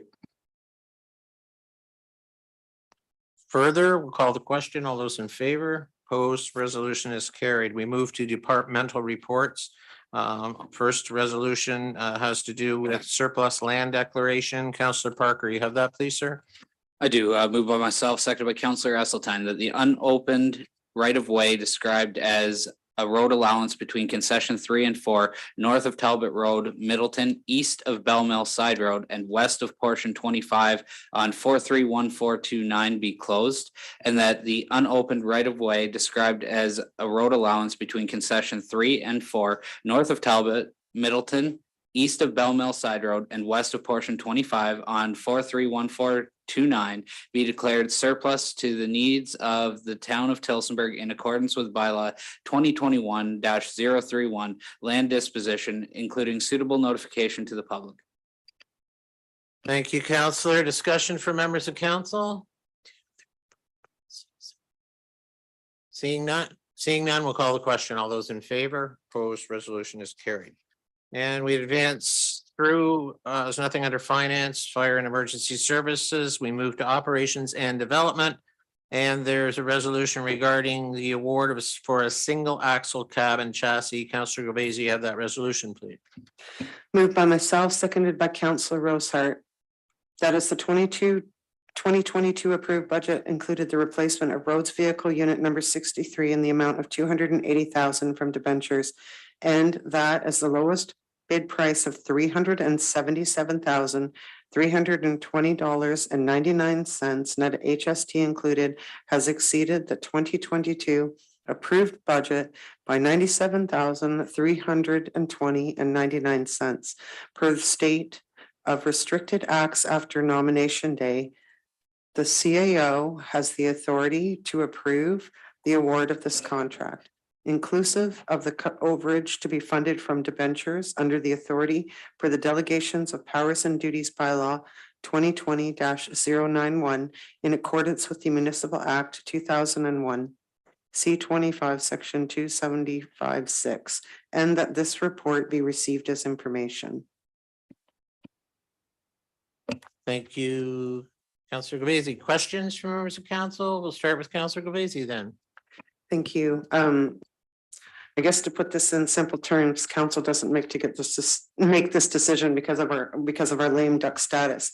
I do have a question through to staff. I think it's this report was from Richard, I believe. Thank you. My question is this vehicle necessary this year? A couple of things that I'm just thinking as supply chains start to recover. Everyone's talking about a downturn in the economy coming. Would it be prudent to wait until next year when we may see some better pricing? Given the timing for replacing a plow, it won't be replaced this year. I'll be lucky to get it for next year. There's a good chance that it may take up to almost 3 winters before it gets built. At this time, we're squeezing into a 2023 build window. So if this is not approved, I'll be looking at a 2024 build window, which puts it possibly into 2026. Thank you. Further questions from members of council? Any additional options, amendments? Councillor Esseltine, please. Thank you, Mr. Mayor. I don't know if this is not a good question, but I'm just wondering, does that mean we don't pay for it until we receive it in 2026? That's correct, but I can't place the order until, sorry, through you, Mr. Mayor, but I can't place the order until you've approved the expenditures. So we need to approve the amount of money, but we don't necessarily need the money in hand for a number of years. That is correct. Thank you. Further? Okay, Deputy Mayor, please. Just a segue from Councillor Esseltine. So we had approved the original 280,000 in the 22 budget. So all we really have to do is look at the 2023 budget. And well, we don't even have that authority. I'm sorry, the CAO has done that for the balance. But that would go into the 2023 budget. It's just the difference, am I correct? Because the original was already budgeted for. You may want to remember that, who's ever sitting here, if they, but Mr. Pulu, do you have a comment? Oh, I'm sorry, I'm on. Through you, Mr. Mayor, the project was approved in the 2022 budget. So the actual is just a variance from the budget. And so prior to awarding the contract under the delegated bylaw, the CAO would be able to approve the overage, the 97,000, but this would not come back to 23 because it's a 22 budgeted item. I think you picked up on something. That's all done today. We're respecting the fact that CAO has the capacity to make this decision. It's been here as information. The deputy mayor has introduced the opportunity with some financial visioning is that maybe someone sitting here in 2023, understanding that maybe corporate wide, there needs to be an identification of savings, approximately $98,000, because this was overspent. With absolute full respect for the provisions we had, so Mr. Sparham can get to work and get that for the benefit of all the stakeholders. So it's a logic. Yes, you said it quicker. Any final questions as information? Yeah, Mr. Proud, please. Sorry, my agenda just closed, but in the staff report, Renato, if you could clarify, there was a section where this money would be coming from. Yes, it would become, yes, the 28,000 would be debentured, and so it's recommended that the overage be also debentured as well. We'll call that question. All those in favor, opposed, resolutions carried unanimously. Provision of curbside bag, leaf and yard waste collection. Councillor Rosehart, please. Thank you, Mr. Mayor. Moved by myself, second by Councillor Gildazy, that council received the results of an RFP for provisions of curbside bag, leaf and yard waste collections for information. Thank you. Thanks very much, Councillor Rosehart. The author is in attendance, but I would ask the acting director relative to any additional information or material information for clarity that you'd like to add to this presentation or the report. Yes, thank you. Through the chair to Mr. Mayor, I'd like to make a correction on page 2 of the report. It is listed as $29.14 per household when it's an actual $8.97 per household.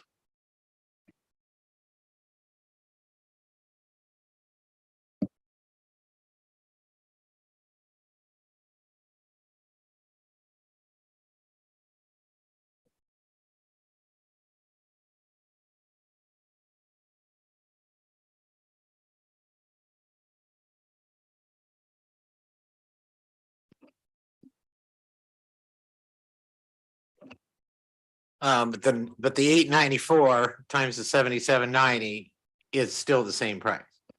Yeah. Just looking for real savings there. We'll start with Councillor Parker, please.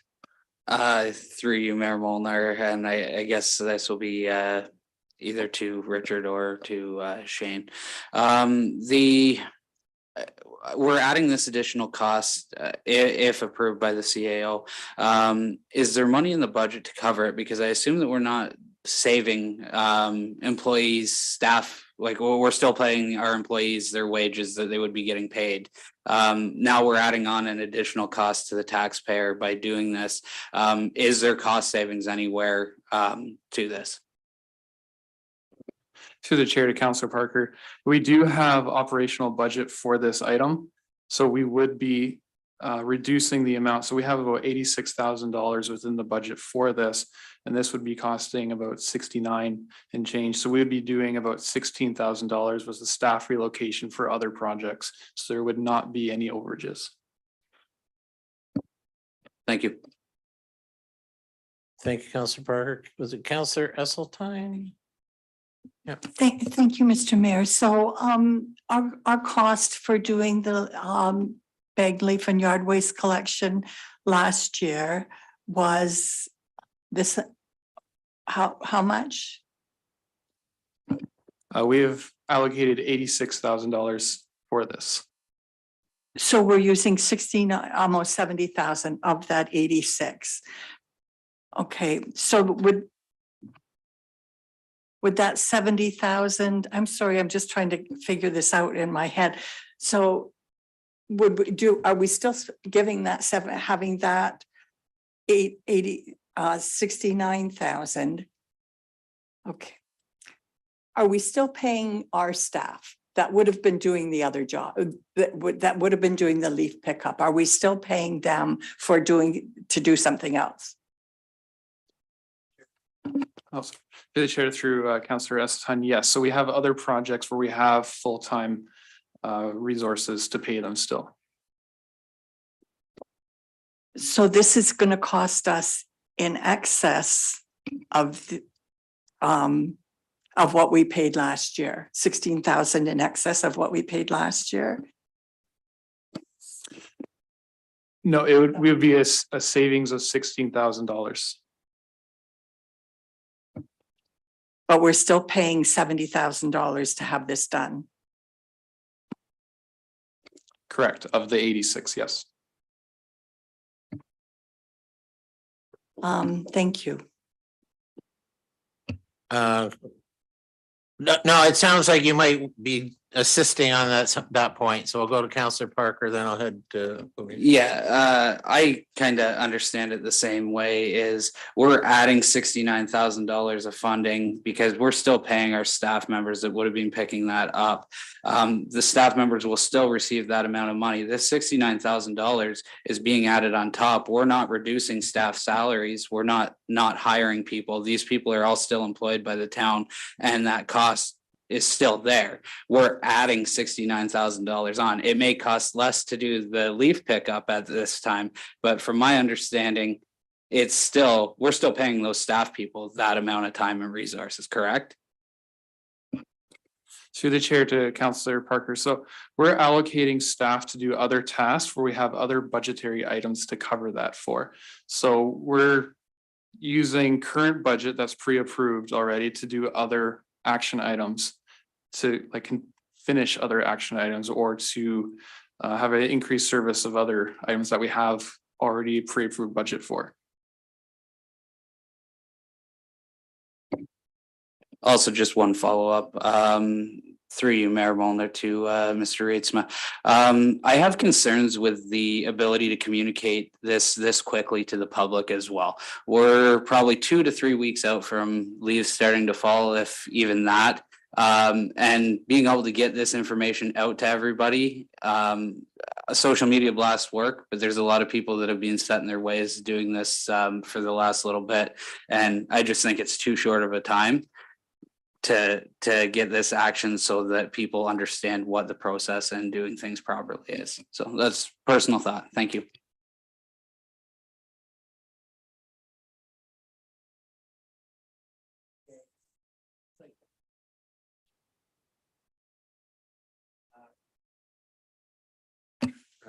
Councillor Esseltine. Can I just ask then, so will people, they'll still put their stuff out at the curb, but it has to be bagged? And they can put out at any time in that 4 weeks? They're not designated to one particular week, is that correct? I would have to look to Richard on that one. Through you, Mr. Mayor. Yes, that's correct. So in the past, they've had one day of collection that we come around and get that. This year, there'll be 4 weeks, there'll be 4 collection weeks. So the entire town will be done every week over 4 weeks. And the only difference is they don't rake it to the curb or to their side of the curb, they put it in a bag. That is correct. But for any time in that 4 weeks, I think people might be kind of receptive to that. Because leaves don't always fall at the time you're coming by to pick them up. If I may add to that as well, Mr. Mayor, that's also leaf and yard waste. So right now, they just rake the leaves in the front lawn. Now, if they're doing some backyard cleanup thing, they can put that in the bags and that gets taken away as well. And the amount in the business, as busy as the leaf and yard waste area of the transfer station gets during this period of time, we expect that'll be significantly less because people now just, rather than put in the car and taking it to the transfer station, they'll just put it on the curbside. If I could, Mr. Mayor, just one additional question. And where are they going to take these bags of leaves and yard waste? Will it go to our transfer station?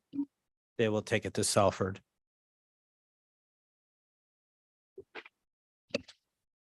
Any further questions or comments? Councillor Govesi, I think, and then Councillor Luciani.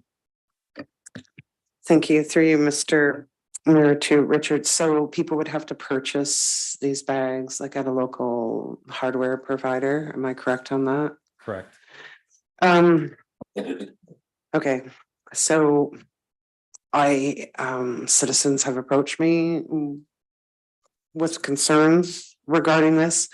I do agree with Councillor Parker. This is a short timeline. It's almost October. Don't know how we're going to communicate this. This is a major change of service. And my personal feeling is this is just ill-timed. Something that's a major service change, I feel does require some input from the citizens too. And this is just, I guess this is operational too. I respect that. But I do have concerns anyways. Thank you.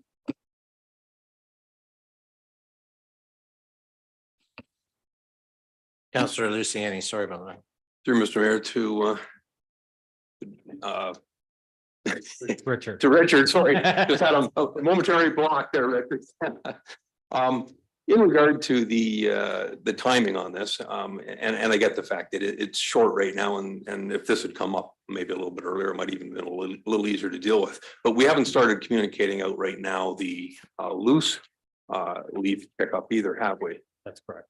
So, I mean, it would just be a matter of a different communication and people paying attention to as to when it would be coming into their area to deal with it. I do support what's here. It would have been nice to have it a little bit earlier.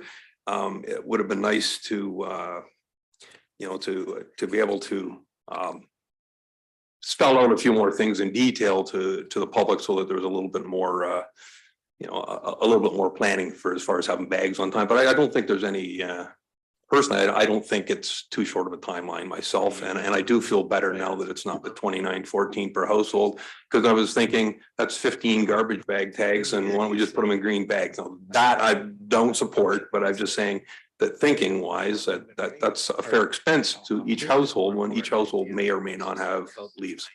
But I do support it, and I'll leave it at that. Thanks.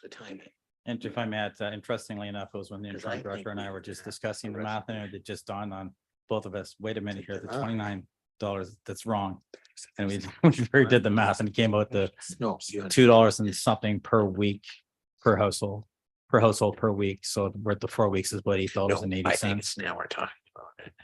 It's about the timing and the public, so. Anyone else?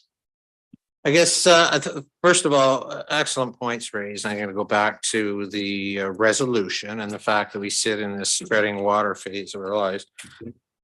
And the aspect of it being, leaves are falling. I haven't quite raked any yet, but they are, accumulating in the yard. Now, council cannot expend beyond $50,000 as per the restricted acts after the period of August 24th or whenever that was. And we're in that period now based on being a quote unquote lame duck council. I don't believe there's anything in the provisions of the Municipal Act and the Election Act that says you can't not restrict the actions. So I would just caution that council may have options. But I also suggest, I think the best and the most important information and supporting their staff and supporting that this was council's direction earlier is that with the support and the capacity for leadership to advance what was council's earlier decision, at least, excuse me, let me be very clear, opportunity. It comes back to that communication, timing, and ensuring whatever is done, it gets done as best as it can. This is the pilot project year of this to begin with. So if we don't, do it right this year, then where does that set up the review mid 2023 in deciding whether or not this is going to be done in 24 and then continue on as the new way of doing business? So I raise those only as cautionary elements but the public is option A, option B, but kind of coming out of here tonight, we've already introduced the fact that it needs to be one or the other, and major league communications need to be done. So those are comments. Mr. Strathmore. Mr. Mayor, just one final comment. We put in kind of a draft kind of approximate sets of mid-October, mid-November. In the past, we've gone through the entire month of November to do the leaf pickup anyways. To delay it by a week, maybe 2 weeks, maybe delay it by a week to give that communication a chance to take hold and do the third week of October through to the third week of November is still a significant effort, and just delay it that week just to ease back council's mind on the whole commitment to the communications as well. Just one final, and it is a question, is that as per the C of A and the opportunity for leaf and brush disposal at the transfer station, people can take those same products to the transfer station on their own merit or whoever they may have, and it's county-wide service. Okay, just confirming that.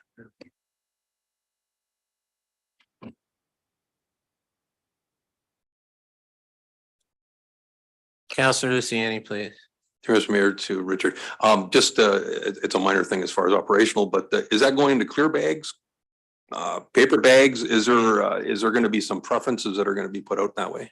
It'll be paper bags only.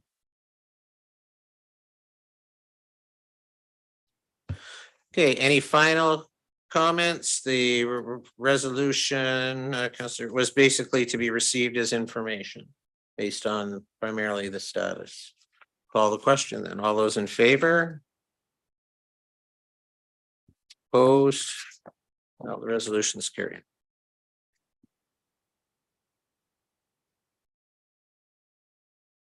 And we'll confirm that based on the direction that staff takes, that there will be a communication plan activated very shortly. Deputy Mayor, you have a resolution regarding columbarium tender results. I have a resolution and it's seconded by Councillor Luciani that the council receives the report of Recreation, Culture and Parks 22-17 columbarium tender results as information. And the staff award the tender to Ingersoll Memorials in the amount of $51,934 plus HST for the supply and installation of a new 96 niche octagonal columbarium at the Tillsonburg Cemetery, including a matching granite base.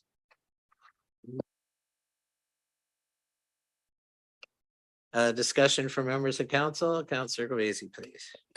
Thank you, through you, Mr. Mayor, to the Director of Parks and Rec.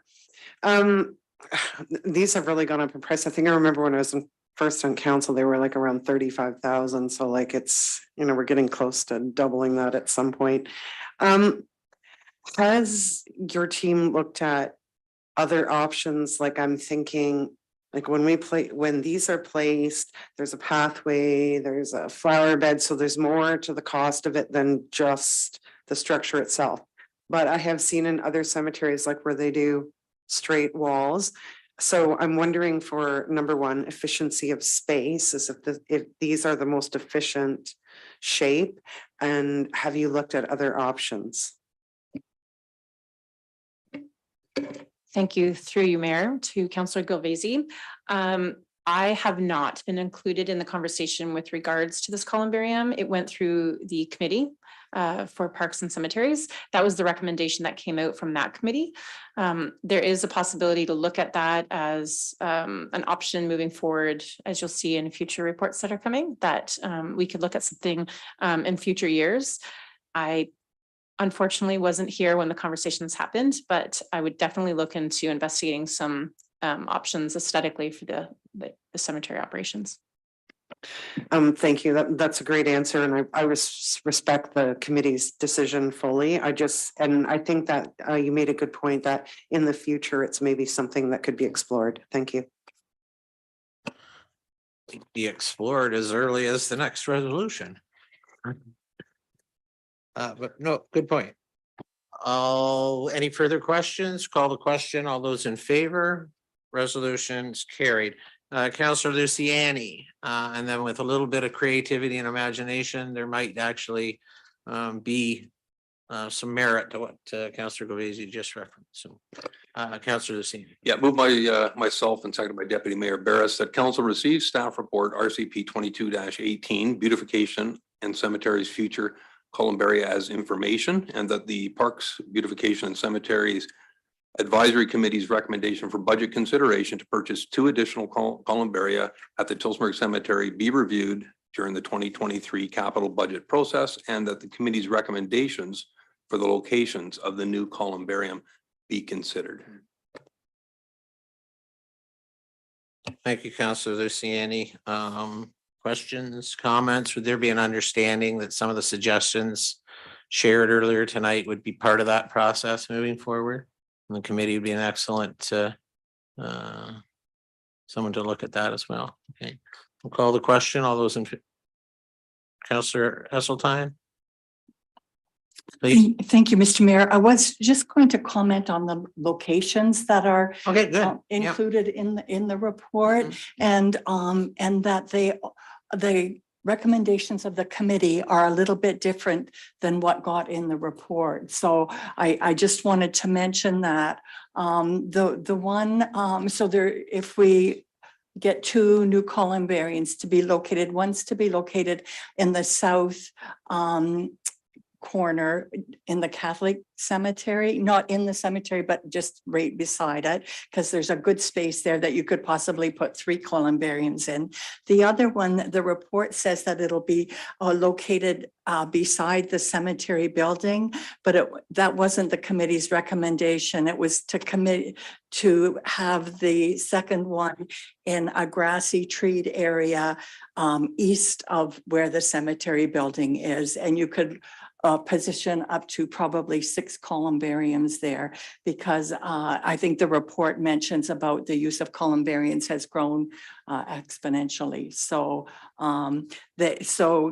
moving them out throughout the cemetery a little bit instead of having them all in one place, but not having them right at the cemetery building because there's traffic there. There's a children's cemetery just off of that. So just to stay clear of those things, it would be about halfway between the road that goes to the cemetery building from Simcoe Street and the road, what's it called?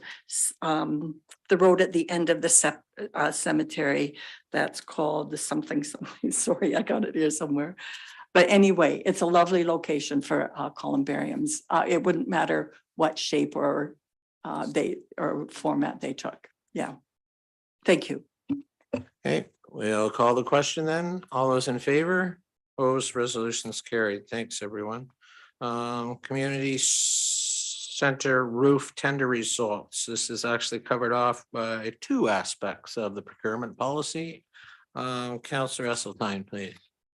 Thank you, Mr. Mayor. Moved by myself, seconded by Councillor Parker, that council receive staff report RCP 22-19, emergency roof repair tender results for the community center as information. Any questions? Call the question. All those in favor? Opposed, resolutions carried. Any new business to be brought before council this evening?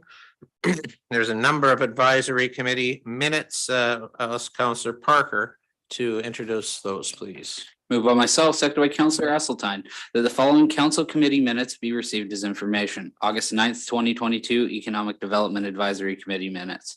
August 25th, 2022, Tillsonburg Airport Advisory Committee minutes. September 7th, 2022, Cultural Heritage and Special Awards Advisory Committee minutes. September 13th, 2022, Accessibility Advisory Committee minutes. September 13th, 2022, Tillsonburg Dog Park Advisory Committee minutes. September 13th, 2022, Economic Development Advisory Committee minutes. Thank you, Councillor Parker. Discussion? Councillor Rosehart, please, then Councillor Esseltine. Thank you, Mr. Mayor. Through you to Julie. I noticed in the dog park committee, we're still looking to put cement pads down, yet when we were standing there, they were asking for no cement pad and just have the pillars for the pavilion that was being built. Are we still looking to put cement down there? Through you, Mayor, the park staff actually, after that meeting, were notified of the conversation that happened at our meeting at the dog park. They switched to foundational for the pillars for the concrete and removed. They didn't move ahead with the concrete pad. It should be actually done this week, so. Councillor Esseltine, please. Thank you, Mr. Mayor. I was just wondering about the minutes for the Accessibility Advisory Committee. And in those minutes, it says they're recommending a social and networking advisory committee. And I wondered what that would be. Oh, Councillor Luciani, please. As council rep on that committee, I'll just speak to that just very briefly. It's basically a recommendation from the committee chair of a vision of what she envisions a committee to be that would maybe have a little more rounded input as far as things going forward. It's nothing that's put forward yet, and it would be put forward as far as when the committees are being dealt with the new council. If I could, Mr. Mayor, would this be a new committee or this is how a committee operates? This would be a new committee if it was accepted. Anything further final from members of council? I'm attached to the special events and heritage. I think the same reference. There's a correspondence. It's actually correspondence that went through the committee, but I think it's important for members of council and ultimately the community hear this as authored by Joan Weston, chair of the Tillsonburg 150 committee. So on behalf of the Tillsonburg 150 committee, I'd like to express our gratitude to Patty Phelps and Colleen Pepper, without whom the celebrations on July 1st would not have been as successful as it was.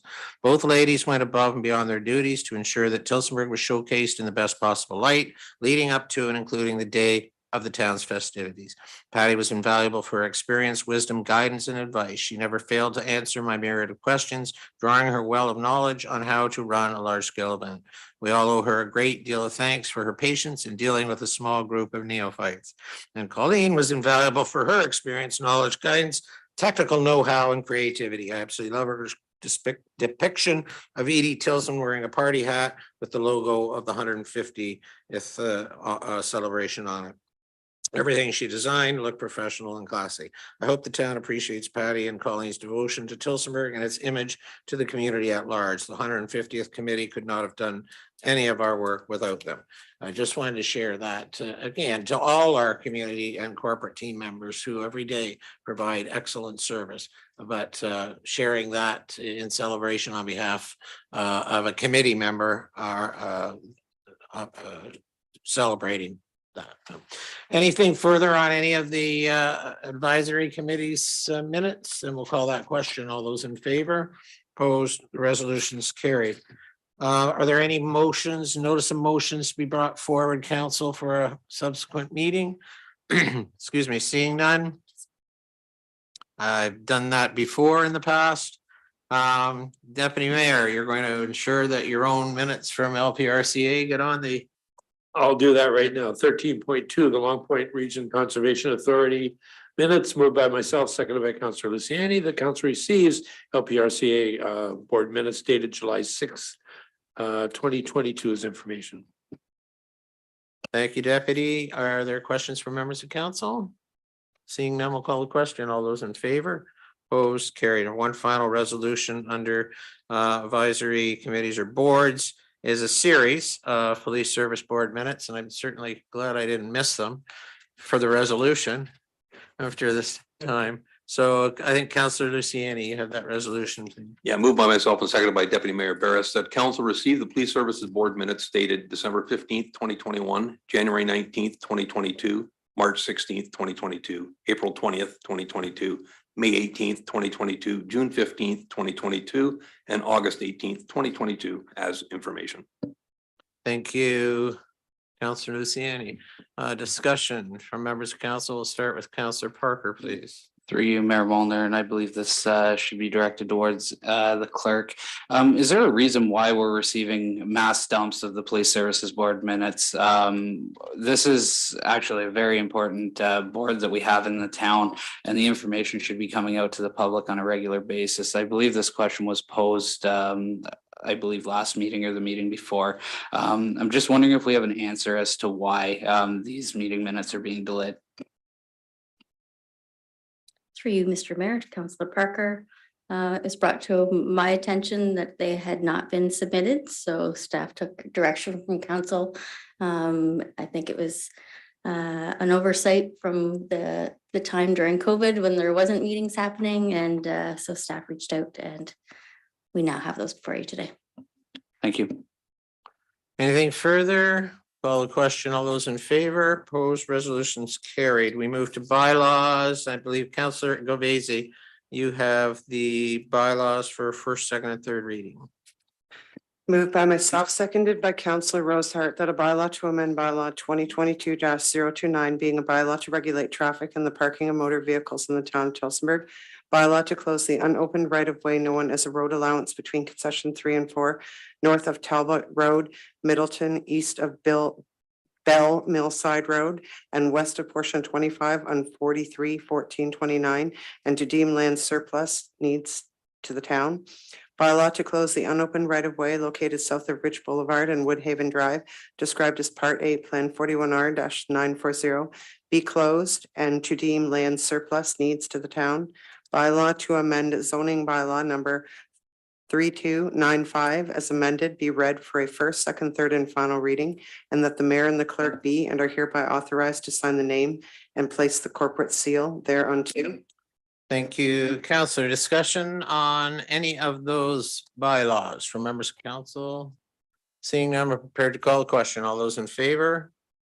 Opposed? Carried unanimously. The confirmation bylaw for this evening's meeting, the 26th of September. Councillor Rosehart, please. Thank you, Mr. Mayor. Moved by myself, second by Councillor Govese, that the bylaw 2022-068 to confirm the proceedings of the council meeting held on September 26, 2022 be read for the first, second, third, and final reading, and that the mayor and the clerk be and are hereby authorized to sign the same and place the corporate seal thereunto. Thank you, Councillor. Discussion? All those in favor? Opposed? Resolutions carried. Thank you. Any items of public interest that should be appropriately brought before council at this time? Deputy Mayor, please. Mr. Mayor, it's an item of public interest and it's also a request. I've had several people ask me if we would, since we've had the census, that we could change the signs to the correct population at the edge of town. They're dated and I think they need to be adjusted. Mr. Panchow, can you respond with your position on how that happens? Yes, thank you, Mr. Mayor, members of council. That is a great question. I have reached out to the Ministry of Transportation, made that request. I've not replied, so that's actually a good reminder. I'm sorry, I've not received a reply. So that's a good reminder for me to follow up again. Thank you. Mayor, just to follow up to that, I believe the census in May of 2021, which was a year and a half ago, we've had a couple of subdivisions since. Are we fair to put a number higher than what the census was at that time? Like be a ballpark number. In other words, like 20,000 people. Is that, are we doing something illegal if we do that? Does it have to be backed up? Through the mayor to deputy mayor Bears, I can speculate. I'm comfortable speculating on that. I think that we would try to put something that is a higher estimate than what was estimated in the census. I think we could get a look at the Ontario Ministry of Finance numbers that we do get regularly, and I guess interpolate the data, if you will, to put in a number that's probably somewhat closer to 20,000 than 18,600. Thank you. Anything further from members of council? We'll go around the horseshoe then. Councillor Parker, please. Yeah, first, I want to send out a congratulations to the Tillsonburg Red Sox who finally got to finish their OBA championships. They traveled to Welland last weekend and they came home with a silver medal. So this is a team that just started back up a couple of years or 2 years ago, and so they're having success now. And then the second is a question to the Director of Parks and Recreation. Are both ice pads in at the community center now?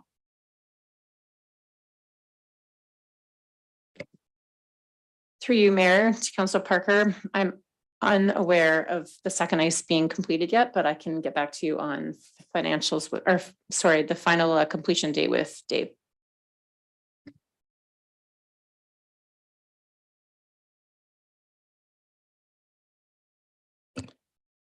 Anything, Councillor Esseltine, No, Councillor thank you. Luciani, further Deputy Mayor, Councillor Rosehart, working back towards the center, Councillor Gavesi, please. Thank you. This week on Thursday, the Chamber of Commerce celebrates their gala award evening. And then secondly, on Friday, September 30th is the open house for the Kinsman Bridge at the community center, Lions Den, 7 p.m. And yes, that is Friday. A number of people reached out. Are you sure it's Friday? Yes, that date's correct. Friday, September 30th. Thanks very much for the reminder. I know that Mr. Rietsma, you and your team who are providing every opportunity. I would actually kind of echo the, or at least in a positive way, I would suggest that this is the first phase. The EA requires certain types of things in our public engagement. We have a municipal public engagement policy, and the goal of that policy is always to supersede the lowest common denominator. And I would encourage that, this is kind of phase one. I understand, all the various advisory committees that have a natural interest. Service Club particular was the Kinsman Club, and then I would even encourage that there be another, whether it's PIC or some other process that everyone should have an opportunity for comment in this. It's that important. So anyways, I wanted to echo and thank those comments. The final things I would have tonight are once again reminding us that the 30th as well is our National Day for Truth and Reconciliation, and pause of quiet reflection and ensure that we're providing a more inclusive future for all our children.